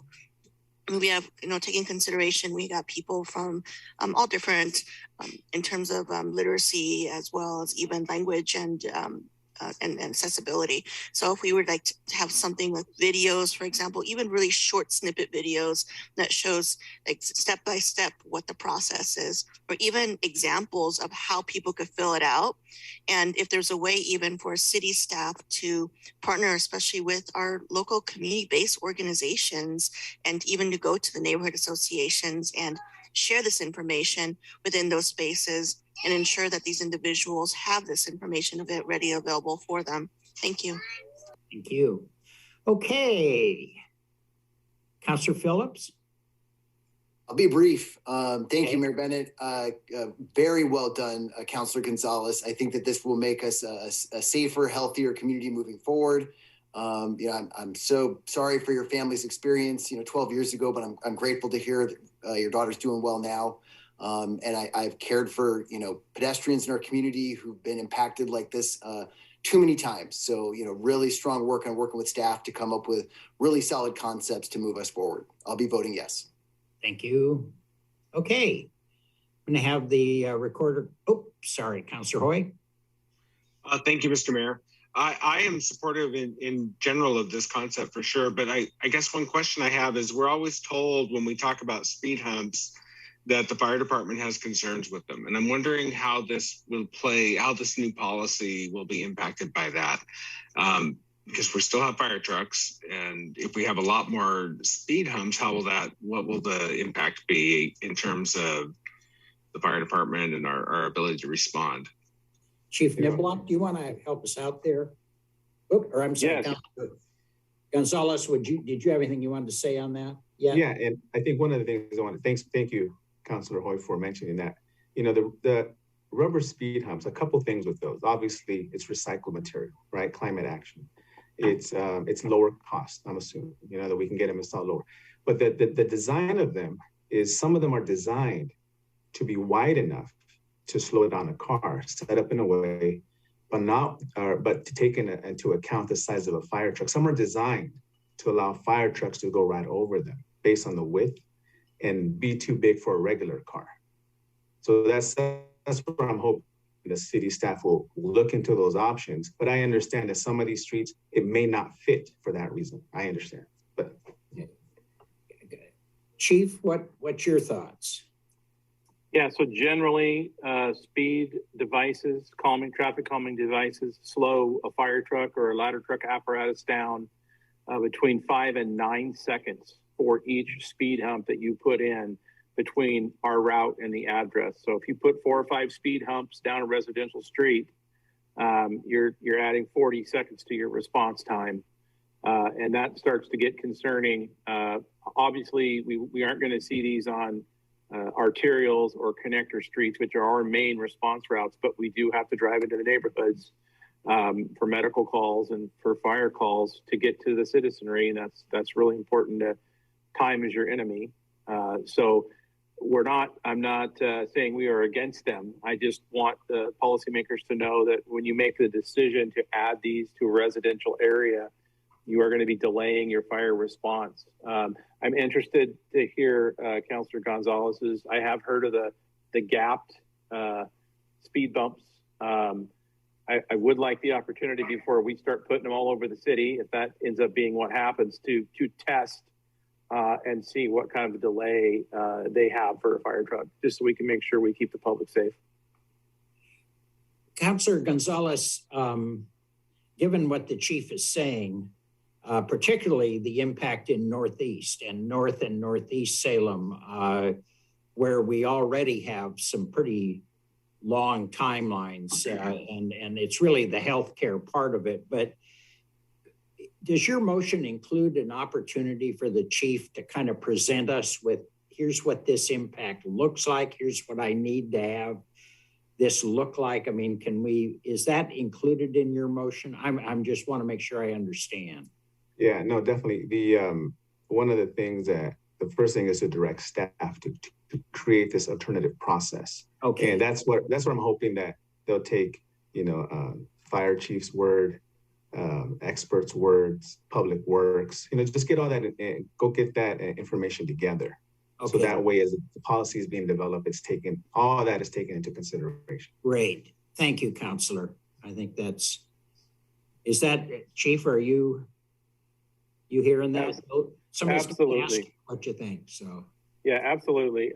Like I said, we would appreciate the opportunity to work along with Public Works and the counselor to figure out what this looks like and what the impacts that are going to be. And it will vary in different parts of the community because our response times vary in different parts of the community. So like you mentioned, Northeast, our response times aren't that great out there right now. So if you put speed bumps in, it's going to make them longer. But we appreciate the opportunity to look at what's being proposed and see if we can make it work. Okay. Anyone else? Okay, then have the recorder call the roll, please. Councilor Leon. Here. Oh, I'm sorry. Call the vote. Councilor Gonzalez. Aye. Councilor Hoy. Aye. Councilor Nordyke. Aye. Councilor Stapleton. Aye. Councilor Anderson. Aye. Councilor Phillips. Aye. Mayor Bennett. Aye. Okay, motion passes. Thank you, Councilor Gonzalez. We're going to appreciate it on 16th Street. I'll tell you that right now.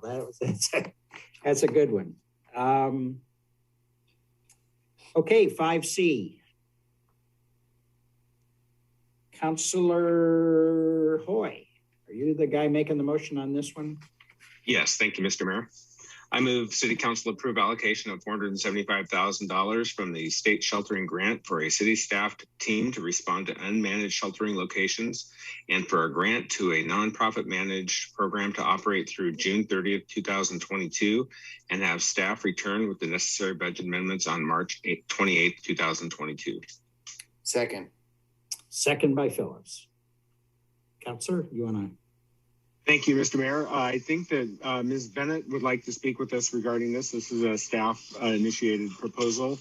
I have received a briefing. Councilor Phillips and Councilor Anderson and I received a briefing the other day, and as we were out at Cascades Gateway Park watching the cleanup and observing the good work staff was doing out there. And this, for me, I guess I'll just speak to it briefly. This is, there are a couple of big issues regarding homelessness, and when we talk about prevention, managing, and ending, this is certainly in the managing part. And, the accumulation of waste and trash and debris that come along with the homeless crisis are something that as a city we have to manage. And managing unmanaged camp situations sometimes is also something we have to deal with. And we have to do that in a way where our staff feel safe doing so. And this proposal, I believe, is an attempt to get there. And it provides for law enforcement and other city staff to be able to respond. But the idea of the police, people sometimes get concerned about them being involved with homeless situations. They're there to help people be safe. They help for the residents, for our unsheltered residents, and for our staff, which is something we have to remember, that we are an employer, and providing for staff safety is really critical. And people don't always feel safe when they're going out into some of these unmanaged situations. And so this proposal, as I read it, is really an attempt to help manage the trash situation, the debris accumulation, and to do it in a way where our staff and the public can feel safe. So, thank you. Gretchen, are you? Yes. Hi, everybody. This is Gretchen. I just want to thank and appreciate Councilor Hoy's remarks there. That's correct. We think we can help people more if we have people who are dedicated, for whom this isn't something we're pulling people off of another job and we lose the opportunity cost of the other work they were to be doing, provide them with specialty training, and then be able to get to situations more regularly and more quickly to help prevent challenges and problems, like as you've seen in example locations around the community recently. Happy to respond to your questions. Okay, and is this kind of, Gretchen, would this be sort of a low-level management of unmanaged campsites? I mean, what would you kind of call this? What are we after here? I'd like to be able to have in hand garbage bags the ability to pick up trash, the ability to engage with a nonprofit who can bring in people with lived experience and that peer-to-peer support to encourage greater cleanliness in spaces. And then when sites grow and grow and grow and we become worried about safety, I'd like to be able to address that at the time that it makes sense and not weeks afterwards when everyone is so concerned about the results of the delay. Does this eliminate the grow and grow and grow lifespan of some of these camps? I mean, where they're going to occur. I mean, we've got too many people in that situation right now, not using other resources that are available. Will we be able to respond more quickly so that we don't have, like what we've just seen at Marion Square, we have experienced out at Cascade Gateway and over at West Salem? Will that? Yes, sir. That's my hope. The idea is once we see that things are unsafe and not healthy and we can't find a way to help things be healthy and safety, we would be able to move forward more quickly. We don't now have dedicated staff resources and need to pull people off of other work. And so we can't always get there as quickly as we can. I also really appreciate your point that we do have many, many more people living out of doors than who we're able to help get indoors, and we can't compel people to come indoors. And so we need to be able to learn how to work and manage and support in new ways. And so that's exactly my hope. Quicker, nimbler, supportive response. Yeah, I had a similar, I think I was in the one with Hoy, Phillips, and Anderson in one of the, some group of the council in one of your presentations. And Mark Bechtel made a lot of comments about impact on public work staff and as well as Nicole Utes on Housing Authority staff. There were some real interesting, as you talk about the impact on our staff, that also was quite compelling. Correct. They're all here tonight and happy to respond at the council's direction. Okay. Anybody? Councilor Nordyke? Thank you, Mr. Mayor. And I have some concerns about this, but I also am willing to take a chance on this opportunity to work with unsheltered residents and make things more habitable and safer for everyone. I understand that really because of union agreements and contractor requirements, we have to use police when it comes to conducting cleanings on public property. So even though I have concerns about using police in this capacity, I also understand that there are contractual obligations that arise in these situations. So that kind of takes it out of the equation. But I think it's worth pointing out that the reason why folks like me have concerns about utilizing police for programs like this is that many residents within the unsheltered community do not feel comfortable calling the police for help. Yeah. Many community advocates will tell you that. Many persons experiencing homelessness will tell you that. We know from past testimony over the last year that sometimes homeless individuals are triggered by the mere presence of a police officer. It doesn't matter how trauma-informed or how much de-escalation training that officer has received. We know from written testimony that we've received in the past that the mere presence of a police officer can escalate situations, no matter how compassionate the officer, even when the officer has done nothing wrong. And unfortunately, we also know that not too long ago, a homeless man struggling with mental illness was shot and killed by police. And while a grand jury has cleared those officers of wrongdoing, incidents like this raise questions about the effectiveness of de-escalation training when it comes to law enforcement and members of our homeless community. So I know that in my, I've had some conversations with Gretchen and some communications that I understand that the officers that would be selected for this role would be completing training in poverty culture and trauma-informed vicarious trauma, de-escalation, et cetera, et cetera. But I think that we need to be very cautious with these programs, and we need to step back and reassess if needed if we find out that it's not working. But I'm willing to take a chance on it now because I've received assurances from the city that whoever is selected for this program will be specifically chosen for this program. But I want to make sure that I give a voice to the people who are oftentimes too scared to speak up, who fear retaliation just by speaking up about things like this, because we have an inherent imbalance of power. So with that in mind, and with all those caveats aside, I'm going to be voting in support of the motion. Great, thank you, Councilor. Anyone else? Councilor Phillips? Thank you, Mayor Bennett, and thank you, Gretchen Bennett, for your testimony and kind of summarizing things again. I mean, I think that like an earlier public testimony and conversation that generated, it's tough that we need this. When we first got this introduced a few months ago, it was just, it's hard to know that we have to spend, about $500,000 to do this now, and that we can't do it on something like, housing first, which we know that works. But I ran on the concept of getting a sobering center, and we still have to be patient on those things. We can't always get what we want, and a lot of this is prioritization. And what I've heard consistently from our community is that they have some concerns as we progress to managed sheltering and managed camping, that they want the assurances that we as a city will be able to respond more promptly. And it's my understanding that this will help us get us there. What I've heard from Mark Bechtel and yourself is that we're kind of limited to doing this once a week, maybe 1.5 days a week, and we're constantly pulling from other staff. And that this helps us kind of focus the training into 6 or 7 individuals who will be, all trained. That's a question. I want to confirm that they'll all be trained in that trauma-informed de-escalation.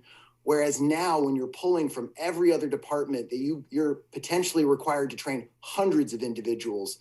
So I see this as necessary. I mean, it's unfortunate that we live in at times a broken reality, but we're all doing our best to put the pieces back together. And I think that this is part of that, this is what we need right now. So I will be voting yes. And if you could just answer that question, that everybody will have the training in this, the FTEs that we're approving. Thank you, Councilor Phillips. This is Gretchen. Yes, I verify and confirm that. And these are new hires. Do I understand that? This isn't is that generally what you're looking at, or what will this look like?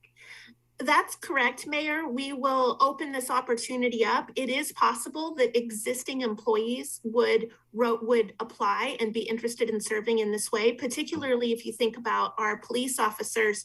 We have particular people with skill and experience who can rotate over. Bringing in a brand new police officer may not make as much sense as tapping into some of that existing training. And you're going to have a person who has experienced homelessness as part of this team. Did I read that correctly? That's part of what we imagine for sure with the nonprofit strategy that runs alongside this. Although I would welcome and value people with lived experience, I believe that would be very beneficial in assisting that peer-to-peer connection as conversations occur. I want to clarify, I don't mean to imply we're going to be delivering all of the same street outreach and housing navigator work that happens through our partners, but I want this team, as they do end up in interactions, to be fully trained and respectful and supportive in the role that they play. Yeah. Okay. Anything else? All right. Oh, I'm sorry, I couldn't see that little hand. Go ahead, Councilor Leung. I apologize. Thank you, Mr. Mayor. Hi, everybody. Councilor Leung. I kind of want to echo what Councilor Nordyke's concerns were in terms of police involvement. And this is, again, based on conversations I've had with the houseless, the unsheltered community, and hearing their reservations and their fear, especially with certain officers. But what I'm also hearing from Ms. Bennett is that these potentially might be either new hires, or if not new hires, and other individuals within Salem Police Department who's worked within the unsheltered community, but who are also not the individuals who've had potentially problematic situations with some of the unsheltered. Does that sound correct? Let's see, there's probably 2 parts to that answer, and I would also certainly welcome Salem Police Department to come forward. I think that would absolutely be our intent, yes. But I imagine that there could be a situation where someone had a situation that was unsubstantiated and were unable to determine the outcome of a complaint or situation, and the substantial work of the officer is very positive, and maybe that would be a situation we look at. So but that would certainly be our intent with the program, is to be able to have folks, you know, with strong and positive support within the community. I see Nicole turned her camera on, and I wonder if she wanted to assist with responding. I know that would be welcome from my perspective, if it's okay with Mayor Bennett.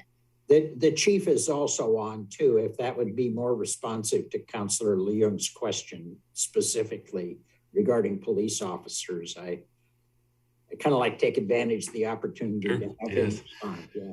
I'd happy to make a few comments, and I'd appreciate comments from Nicole as well. I think we collaborate so well on these issues that we're all very familiar with how we work together, and some of the pros and cons of different types of responses. And so one thing I did want to mention is, Mayor, you just mentioned a perfect example of when we just did our work for over a period of a week to help mitigate the issues at Marion Square Park. The police were involved in that process. We made 0 arrests. We had 0 confrontations with anyone. And these are officers that do that type of work regularly. They're actually very good at what they do as far as all of the services and the collaboration that they connect folks to while they're doing that type of work. And so the 2 officers that would be assigned to this new team would be that sort of officers with the training and with the skills, with the knowledge and awareness of all the partners and services that are available, and do the same type of work that we're already doing. So a key point that I'd like to make now is that regardless of whether this is approved tonight, we're doing this work already. We're just having to draw upon existing staff, which is taking away from other services that we need to provide as a police department. So this just provides the funding necessary to do this in a more regular, consistent way, I think. But you're going to get the same level of service from the police that you are now. And again, it's about safety. It really is about safety for everyone involved. So the folks who would be assigned would probably be from the team that's been involved in these type of work over the past couple of years. And so they already have the training. They're very well skilled and adept at this type of work. And a stated priority, every time we do one of these larger scale cleanups that we have to do, we have an operations order that's put together, an entire plan on how it's going to work and how we're going to work with our partners. And one of our stated goals and priorities at the very top of that plan is that our goal is to make 0 arrests during this incident. And so, I mean, we come at this not from any intention to arrest anyone. It's all about safety. It's all about connecting folks to services. And there are many examples. And to Councilor Nordyke's point, I do not want to diminish the concerns, because I know some folks do have real legitimate concerns. There's also a large number of members in our community who do work well with the police, who have seen positive outcomes because of the police involvement. And maybe Nicole could even speak to some of that. Nicole? Good evening. Thank you. I'm Nicole Hughes, Housing Administrator. I just jumped on here to reiterate everything you were saying, Chief Womack. I just wanted to say that the team that typically goes out with outreach navigators into our large scale operations have done a lot of back end planning ahead of time. The goal is to make this as peaceful as possible, less trauma. The officers that are typically out there know when to step back and let an outreach navigator take on. They are always looking for the best option for the individual and working with our team members. They often stand aside, collaborate for a while, and try to come up with what resources they can try to help ease the situation. There is definite collaboration on a daily basis on individuals out there on the streets. The team that's been working with my outreach navigators has been phenomenal with really recognizing when they need to call in the assistance of a navigator to de-escalate a situation. So I think that I would hope, and I'm not speaking on behalf of the police department, but I'm guessing a new officer takes several years to get trained up, and that they would likely have this team filled within that has the criteria that has been working out there in these situations. Great. Thank you very much. Mark Bechtel, are you there too? You've had some compelling comment on this in terms of its impact on our public works staff. I think it's important we understand what the current configuration of who's available gets drawn into it, what that impact is like for our folks. Can you talk at all about kind of it's the things I've heard you talking about before anyway. Sure. Thank you, Mayor. Mark Bechtel, Public Works Operations Manager. Yes, we, every Thursday for pretty much the last 2 years, we have been going into the larger camp areas and conducting fairly large scale cleanups. And when we do this, we use a combination of contracted services with Service Master, GLIS day services.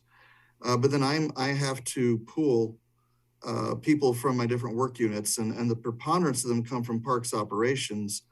But I will pull people on any given Thursday from our utility operations group. That's our water, sewer, stormwater people.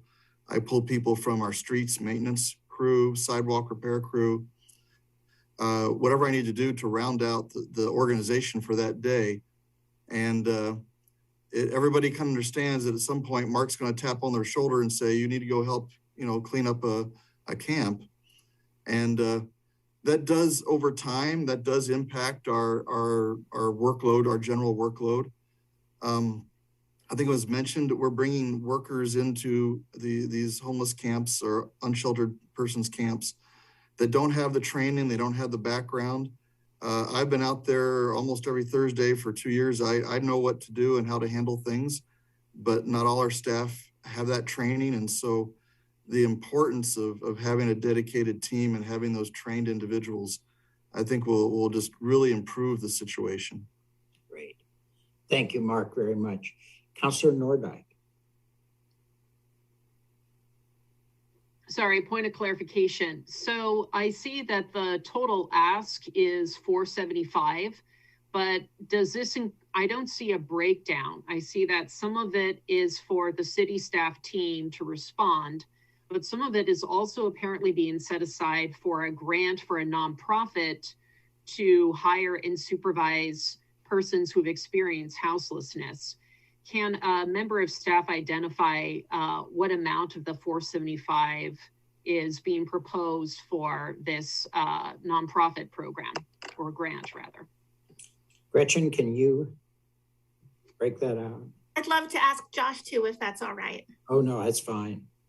Josh Eggleston, Chief Financial Officer. So that 475, approximately 51,250 is for the nonprofit work program, and that's to operate for 3 months that remain in the fiscal year. And then the intent would be for these programs to come back to you in the proposed budget for your adoption for the next fiscal year. And Mr. Mayor, just one follow-up. I want to make sure you know which pot of money we're talking about. Josh, I take it all the money, all 475 for now, with perhaps more to come in the future. All of that is coming from the $10.5 million sheltering money we received from the 2021 legislature? That is correct, Councilor. Thank you. Okay, Councilor Hoy. Thank you, Mr. Mayor. I just wanted to point out, in case councilors hadn't had an opportunity to read their emails this afternoon, if you look at the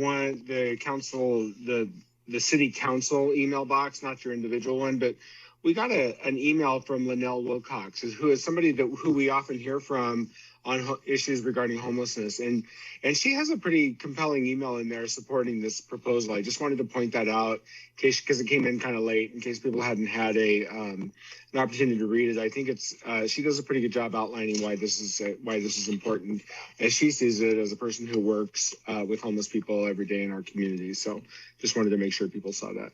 Really compelling and detailed, I thought. I thought she did quite a good job of explaining it from her perspective, which isn't always, the same that we all share. So anyway, anyone else? Okay, if the recorder would please call a vote. Councilor Gonzalez. Aye. Councilor Hoy. Aye. Councilor Nordyke. Aye. Councilor Stapleton. Aye. Councilor Anderson. Aye. Councilor Phillips. Aye. Councilor Leung. Aye. Mayor Bennett. Aye. Okay, motion passes. 5D, Councilor Hoy, why don't you go ahead and make that motion? Yeah. Thank you, Mr. Mayor. I move City Council approve an allocation of $230,000 in ARPA funds to construct kitchenettes within shelter rooms at the Mosaic Motel. Second. Second by, I missed who said second. I think it was Leon. Leon, okay. Thank you, Mr. Mayor. I would just like to note on the agenda, it says can do and scan. Mosaic's really located in Northgate. Yeah. Just for clarification, it's actually in Northgate. We heard about this earlier from Jane Downing, the Executive Director for Center for Hope and Safety. This kind of is a two-pronged ask in my mind in terms of how it's going to help. It's going to help with our homeless and unsheltered situation, but it's also going to help with our domestic violence survivors, and which is such a critical population who we need to help. And this is going to really extend the ability for them to stay at the Mosaic Hotel while they're seeking a longer term solution. And I am very happy to support this proposal. Great. What else? Councilor Leung. Thank you, Mr. Mayor. This is Councilor Leung. I'm also in support of this proposal. As you know, I've mentioned in several different city council meetings, I am a survivor of violence, and to know that the Center for Hope and Safety is continuing to do such wonderful work within our community, providing shelter options, especially for folks who need it. And, this is a wonderful way for us as a city to continue to support a much needed organization as well as service, even though I wish that we didn't have to provide this in the first place. Thank you. Thank you, Councilor. Councilor Nordyke. Thank you, Mr. Mayor. I will certainly be voting in support of this motion. In my day job, I have worked with a lot of survivors of gender-based violence and other forms of domestic violence over the years. And what a lot of folks may not realize is that once you are trying to find a place of safety and stability, it's the little things like being able to cook for yourself that enable you to find normalcy once again. That can help you build resiliency. What a lot of folks don't know is that a lot of survivors are children, people who've had their their lives taken from them, their childhoods taken from them, excuse me. So learning those adulting skills is part of the healing process. So this is just one of the ways in which I think we are effectively leveraging federal dollars for a hands up for individuals who need it most. So I'm pleased to support the project and appreciate our ongoing partnership with Center for Hope and Safety. Great.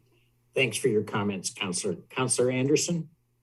I agree with everything that everybody else has said, and I think this is just another way we expand our city's desire to take care of folks who are without shelter for various reasons, and this is an excellent way to do it for the people that are served by the Center for Hope and Safety. Thanks. Very good. Anyone else? Okay, if the recorder would call a vote. Councilor Hoy. Aye. Councilor Nordyke. Aye. Councilor Stapleton. Aye. Councilor Anderson. Councilor Phillips. Aye. Councilor Leung. Aye. Councilor Gonzalez. Aye. Mayor Bennett. Aye. Okay, motion passes. 5E, Councilor Phillips, this is in your I'll take this one, Mr. Mayor. Okay. Thank you. I move City Council approve, I'm sorry, wrong page. I move City Council reopen the record in the proceeding to allow the public an opportunity to review and comment on the modified application in Phased Subdivision Tentative Plan Case number SUB 21-09 and conduct deliberations on the application on March 28th, 2022. I'll second it. Thank you, Mr. Mayor. And I think Mr. Atchison would like to speak to this first, if I recall correctly. And I'll be right back, Councilor Hoy. Thank you, Mr. Mayor. I'm happy to speak to it. Also, Lisa Anderson might be available if you have specific questions. But there's a provision under state law, as we mentioned during the hearing last time, that allows an applicant to modify their proposal or propose conditions of approval after a local government has voted to deny an application for housing. And in this case, the applicant has taken advantage of their opportunity under state law and has made some changes and has asked us to consider the revised proposal. So this will allow us to open the record back up to receive that information, allow public to comment, and then allow 7 days for the applicant's final written argument. Thank you, Mr. Atchison. As I understand it, the public would have the next 7 days to provide any feedback they would like to regarding the revised application. And then at the end of that time, at the end of 7 days, that opportunity would end. And then the applicant would have 7 days to respond. And then at the end of that 7 days, we would get it again at City Council to consider all of it. Is that correct? So tentatively, we're looking at the March 28th meeting for council deliberations. Thank you. Councilor Anderson. Thank you, Councilor Hoy or Council President Hoy. Also, I guess I would add, and I think Lisa Anderson Ogilvie and the city attorney could confirm this, there will not be public testimony, any more actual public testimony at this hearing. It will just be the written testimony that we discussed.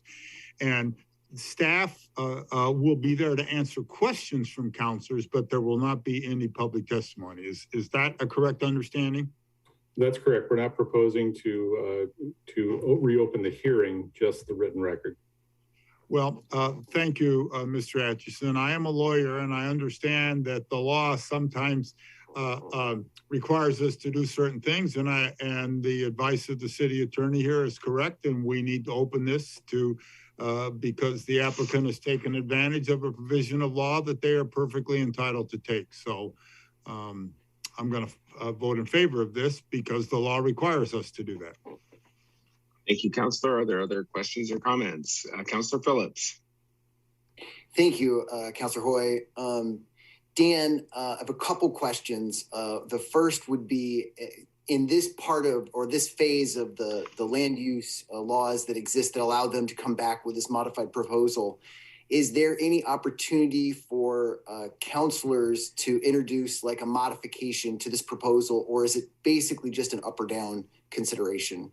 That's actually an excellent question, Councilor. This isn't a provision that we get called upon to apply very often because we don't often deny subdivisions.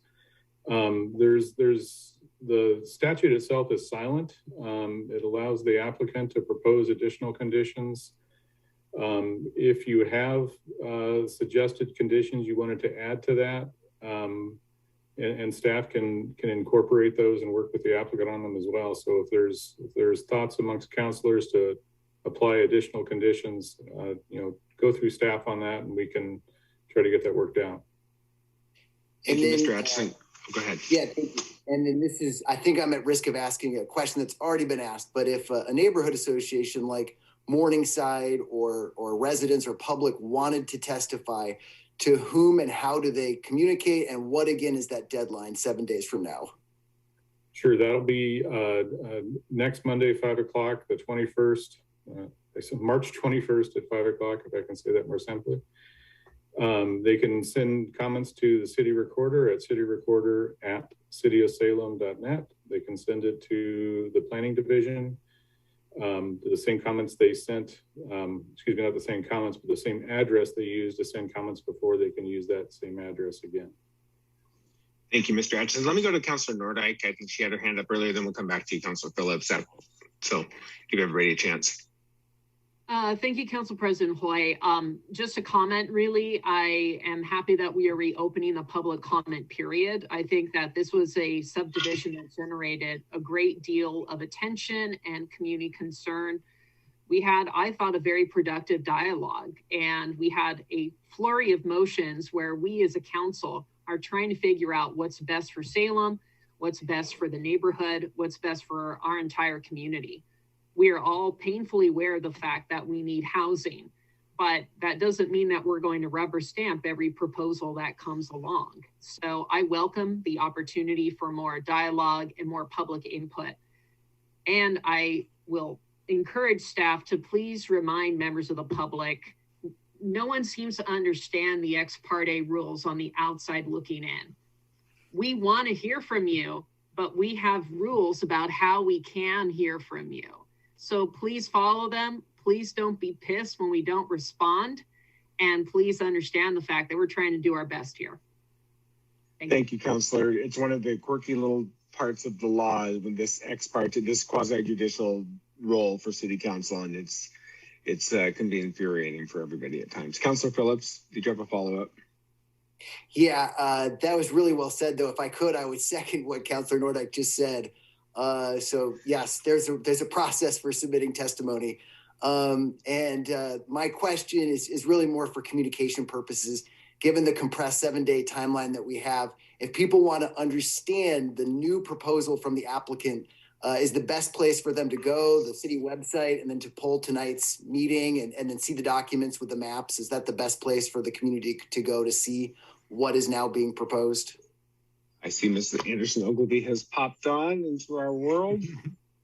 Lisa Anderson Ogilvy. We did already send notice of the revised proposal to everybody that's participated in the hearing. So we sent it by email on Friday, and then we put paper copies in the mail for those folks that didn't provide an email.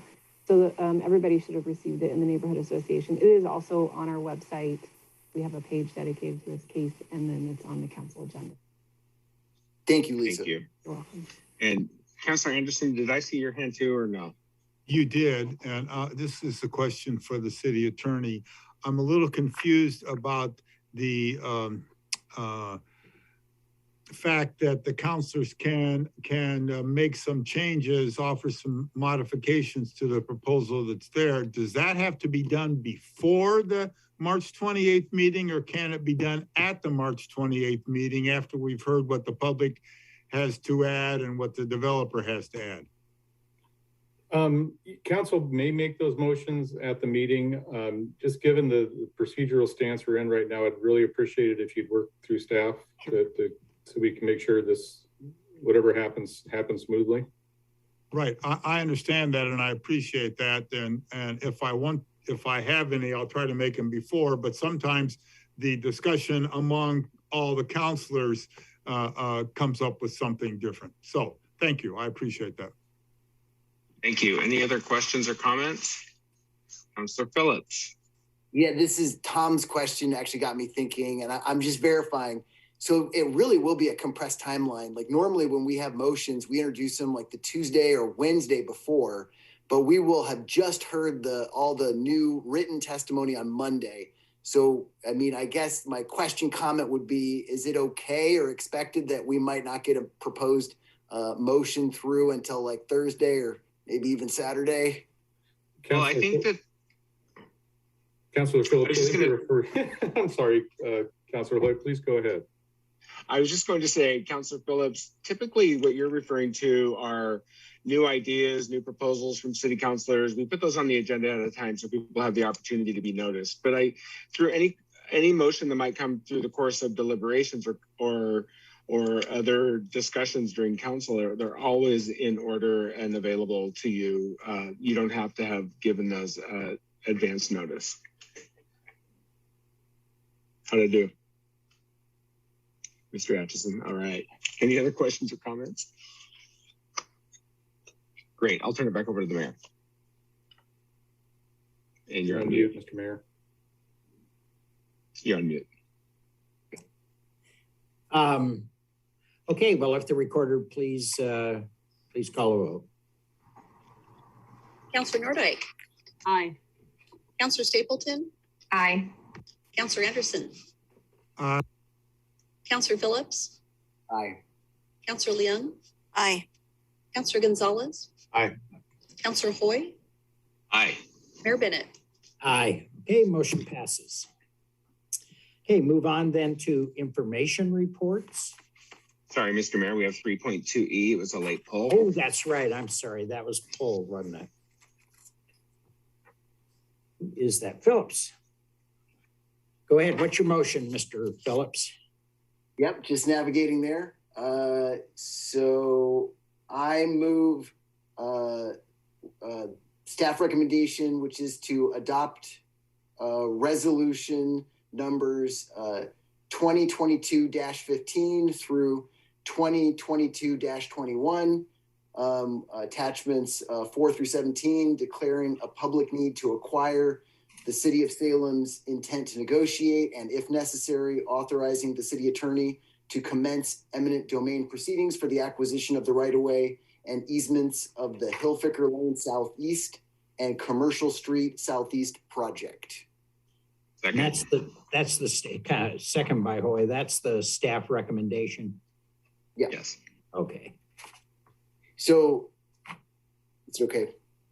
Go ahead. Oh yeah. Go ahead. Thank you. Thank you. So I really did just pull this 99% for the purpose of highlighting it. This is one of the biggest improvements I've seen to the significant infrastructure in Ward 3 during my 14 months on council.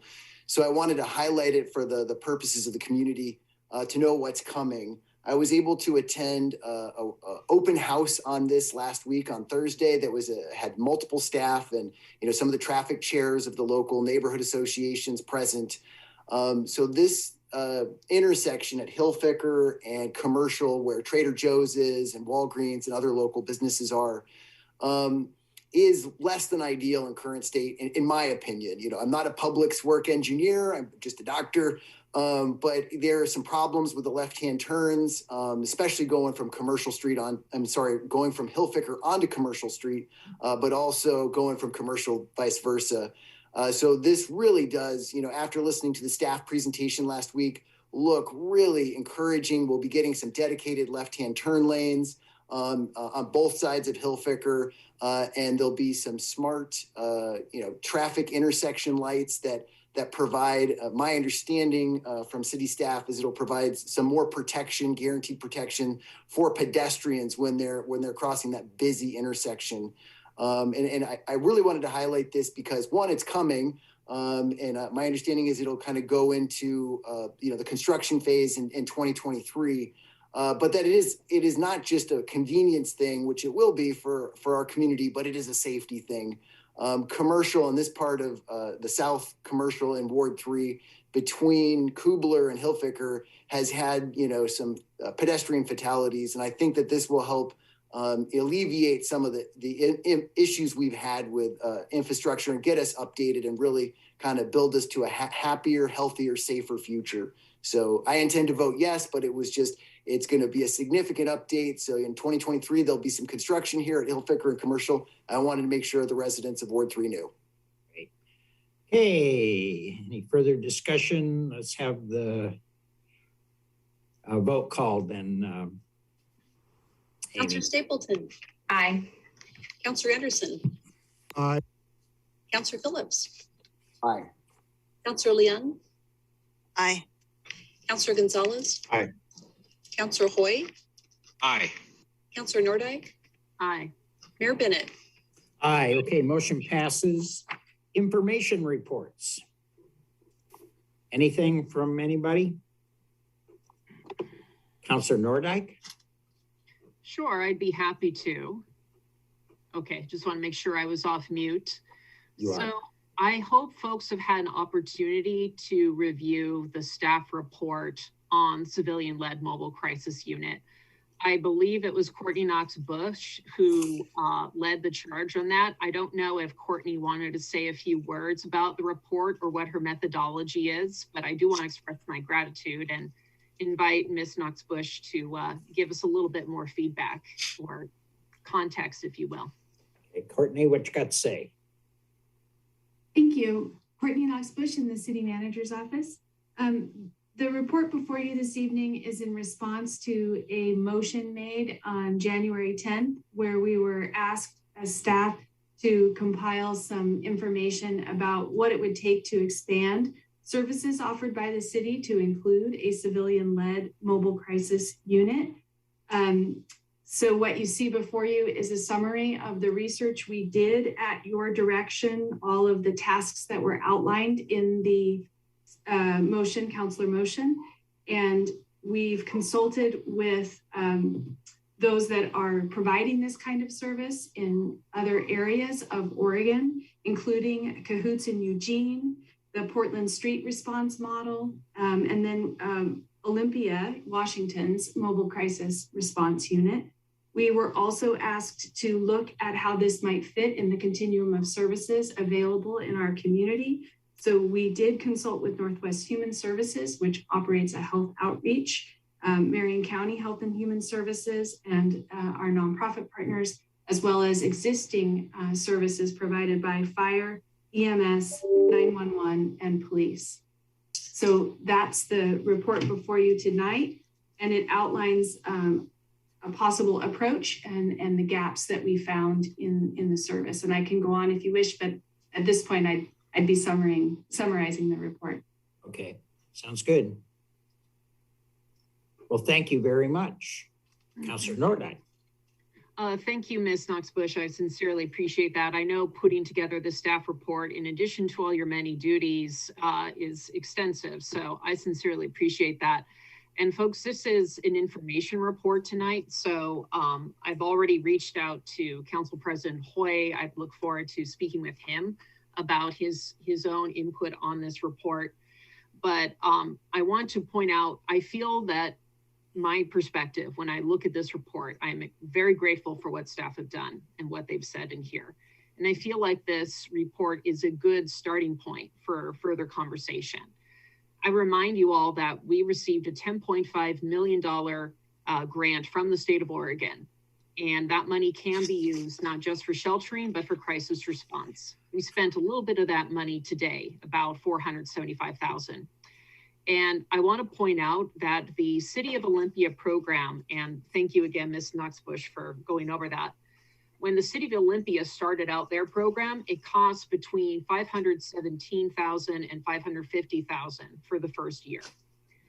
And I also, so when I think and when I envision a potential pilot project for us, my vision was more along the lines of starting small, perhaps a group that isn't available 24/7, perhaps a team of 2 or 3, and not a team of 6 people or, several other folks like Portland has. So I want us to, again, see this as a good starting point for further conversation.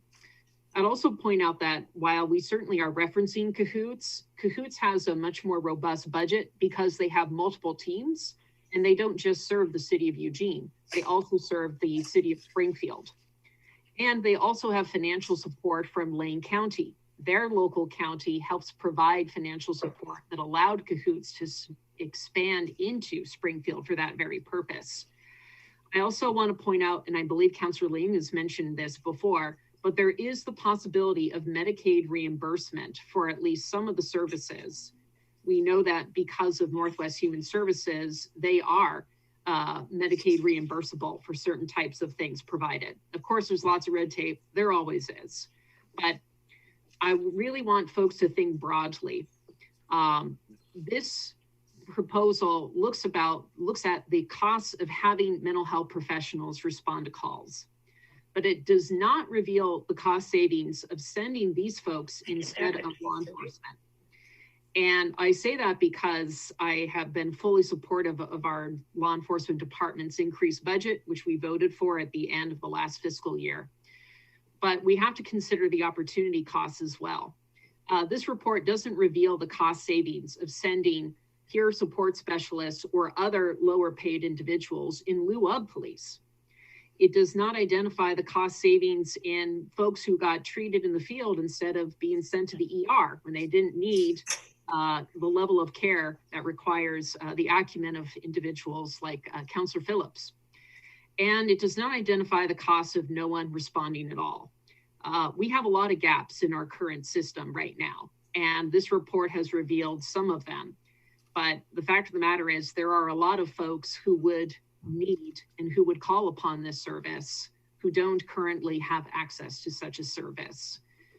The other thing that I find somewhat perplexing is that the staff report includes the cost of adding 6 new police officers when the staff report called for a civilian-led unit.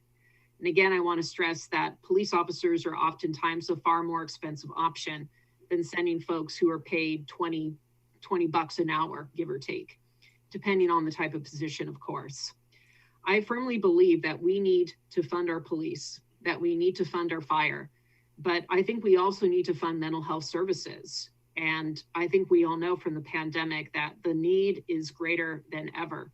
So I look forward to discussing this further with you, my colleagues, and with staff. But again, I want to thank Courtney Knox Bush for everything you've done. I know that this is a really unprecedented step for the city. So thank you. Councilor Hoy. Thank you, Mr. Mayor. I just wanted to point out a couple of things regarding the 988 information that's in there. For folks who aren't familiar with what that is, that's a new system that's going in nationwide, tentatively scheduled to start in July. And it's basically a new 911, but for mental health crises. And so that's a system that will be stood up here in the near future. I had the opportunity today in my other role to speak with staff from Marion County to find out what the local plan was for this. And it's mostly a state-led proposition right now, but there will be a local call center as well as the statewide call center for mental health calls coming up. So that's I think something just to factor in as we move this conversation forward. And just to comment on one thing that Councilor Nordyke said, I think the inclusion of the police in this report was directly due to the amended motion that Councilor Stapleton made, where she specifically asked about increasing our behavioral health units. So that's why I think that's why those numbers were in there, is because that was actually included in the amended motion. Okay. Thank you. Councilor Phillips. Yeah, I agree with most everything that was said by my colleagues. This is like one of the most dense. There's a massive amount of information in this 5-page document. So, I mean, I would encourage everybody to read it, probably read it 3 times. I've gotten through it 1.5. It generates more questions. But I mean, this is, I think, what it takes to move forward, whether it's a civilian-led mobile crisis response unit, expanding the officer-involved mobile crisis unit. There are so many things in this. I certainly know that this doesn't feel like an endpoint for me. And I do just want to comment now to let staff know that I plan to ask some follow-up questions and the community to know that this is just the beginning. To me, it feels like, we could easily spend a work session or 2 trying to figure out what to prioritize within this. Of course, the issue is, we have a limited, amount of dollars to be able to do the things that are mentioned in this document. I would like, just my comments are that in the future, at some point, I would like to get a sense of prioritization. I mean, staff was very clear earlier in terms of asking for the community sanitation team funding that we did approve earlier tonight. What are the things within this document that kind of rise to that level as next steps? That's just, I don't expect an answer tonight, but that's kind of the question I'm going to have, like, where do we go from here? And I don't want it to just end with this exceptional, it is truly a good document. I appreciate the research was done. Again, a massive amount of information is hinted at within the 5 pages. But I want to know this is the beginning, and I will be asking follow-up questions. So thank you. Thanks. Councilor Leon. Thank you, Mr. Mayor. I want to echo a lot of what my colleagues have been saying specifically about this. I really appreciate how detailed the report is. I could tell the staff did a lot of work and effort into providing this to us. I hope that the next time, and better be soon, and hopefully before the end of the year, we'll have further discussion actually making movements to implementing this. I mean, we've seen the success of a civilian-led mobile crisis unit in other locations. Why can't Salem have it? Thank you. Thank you. Okay, anyone else? All right, I don't see any further. Oh, no, we got 6C. Anyone want to comment on libraries, library meeting rooms? Okay, then we are adjourned.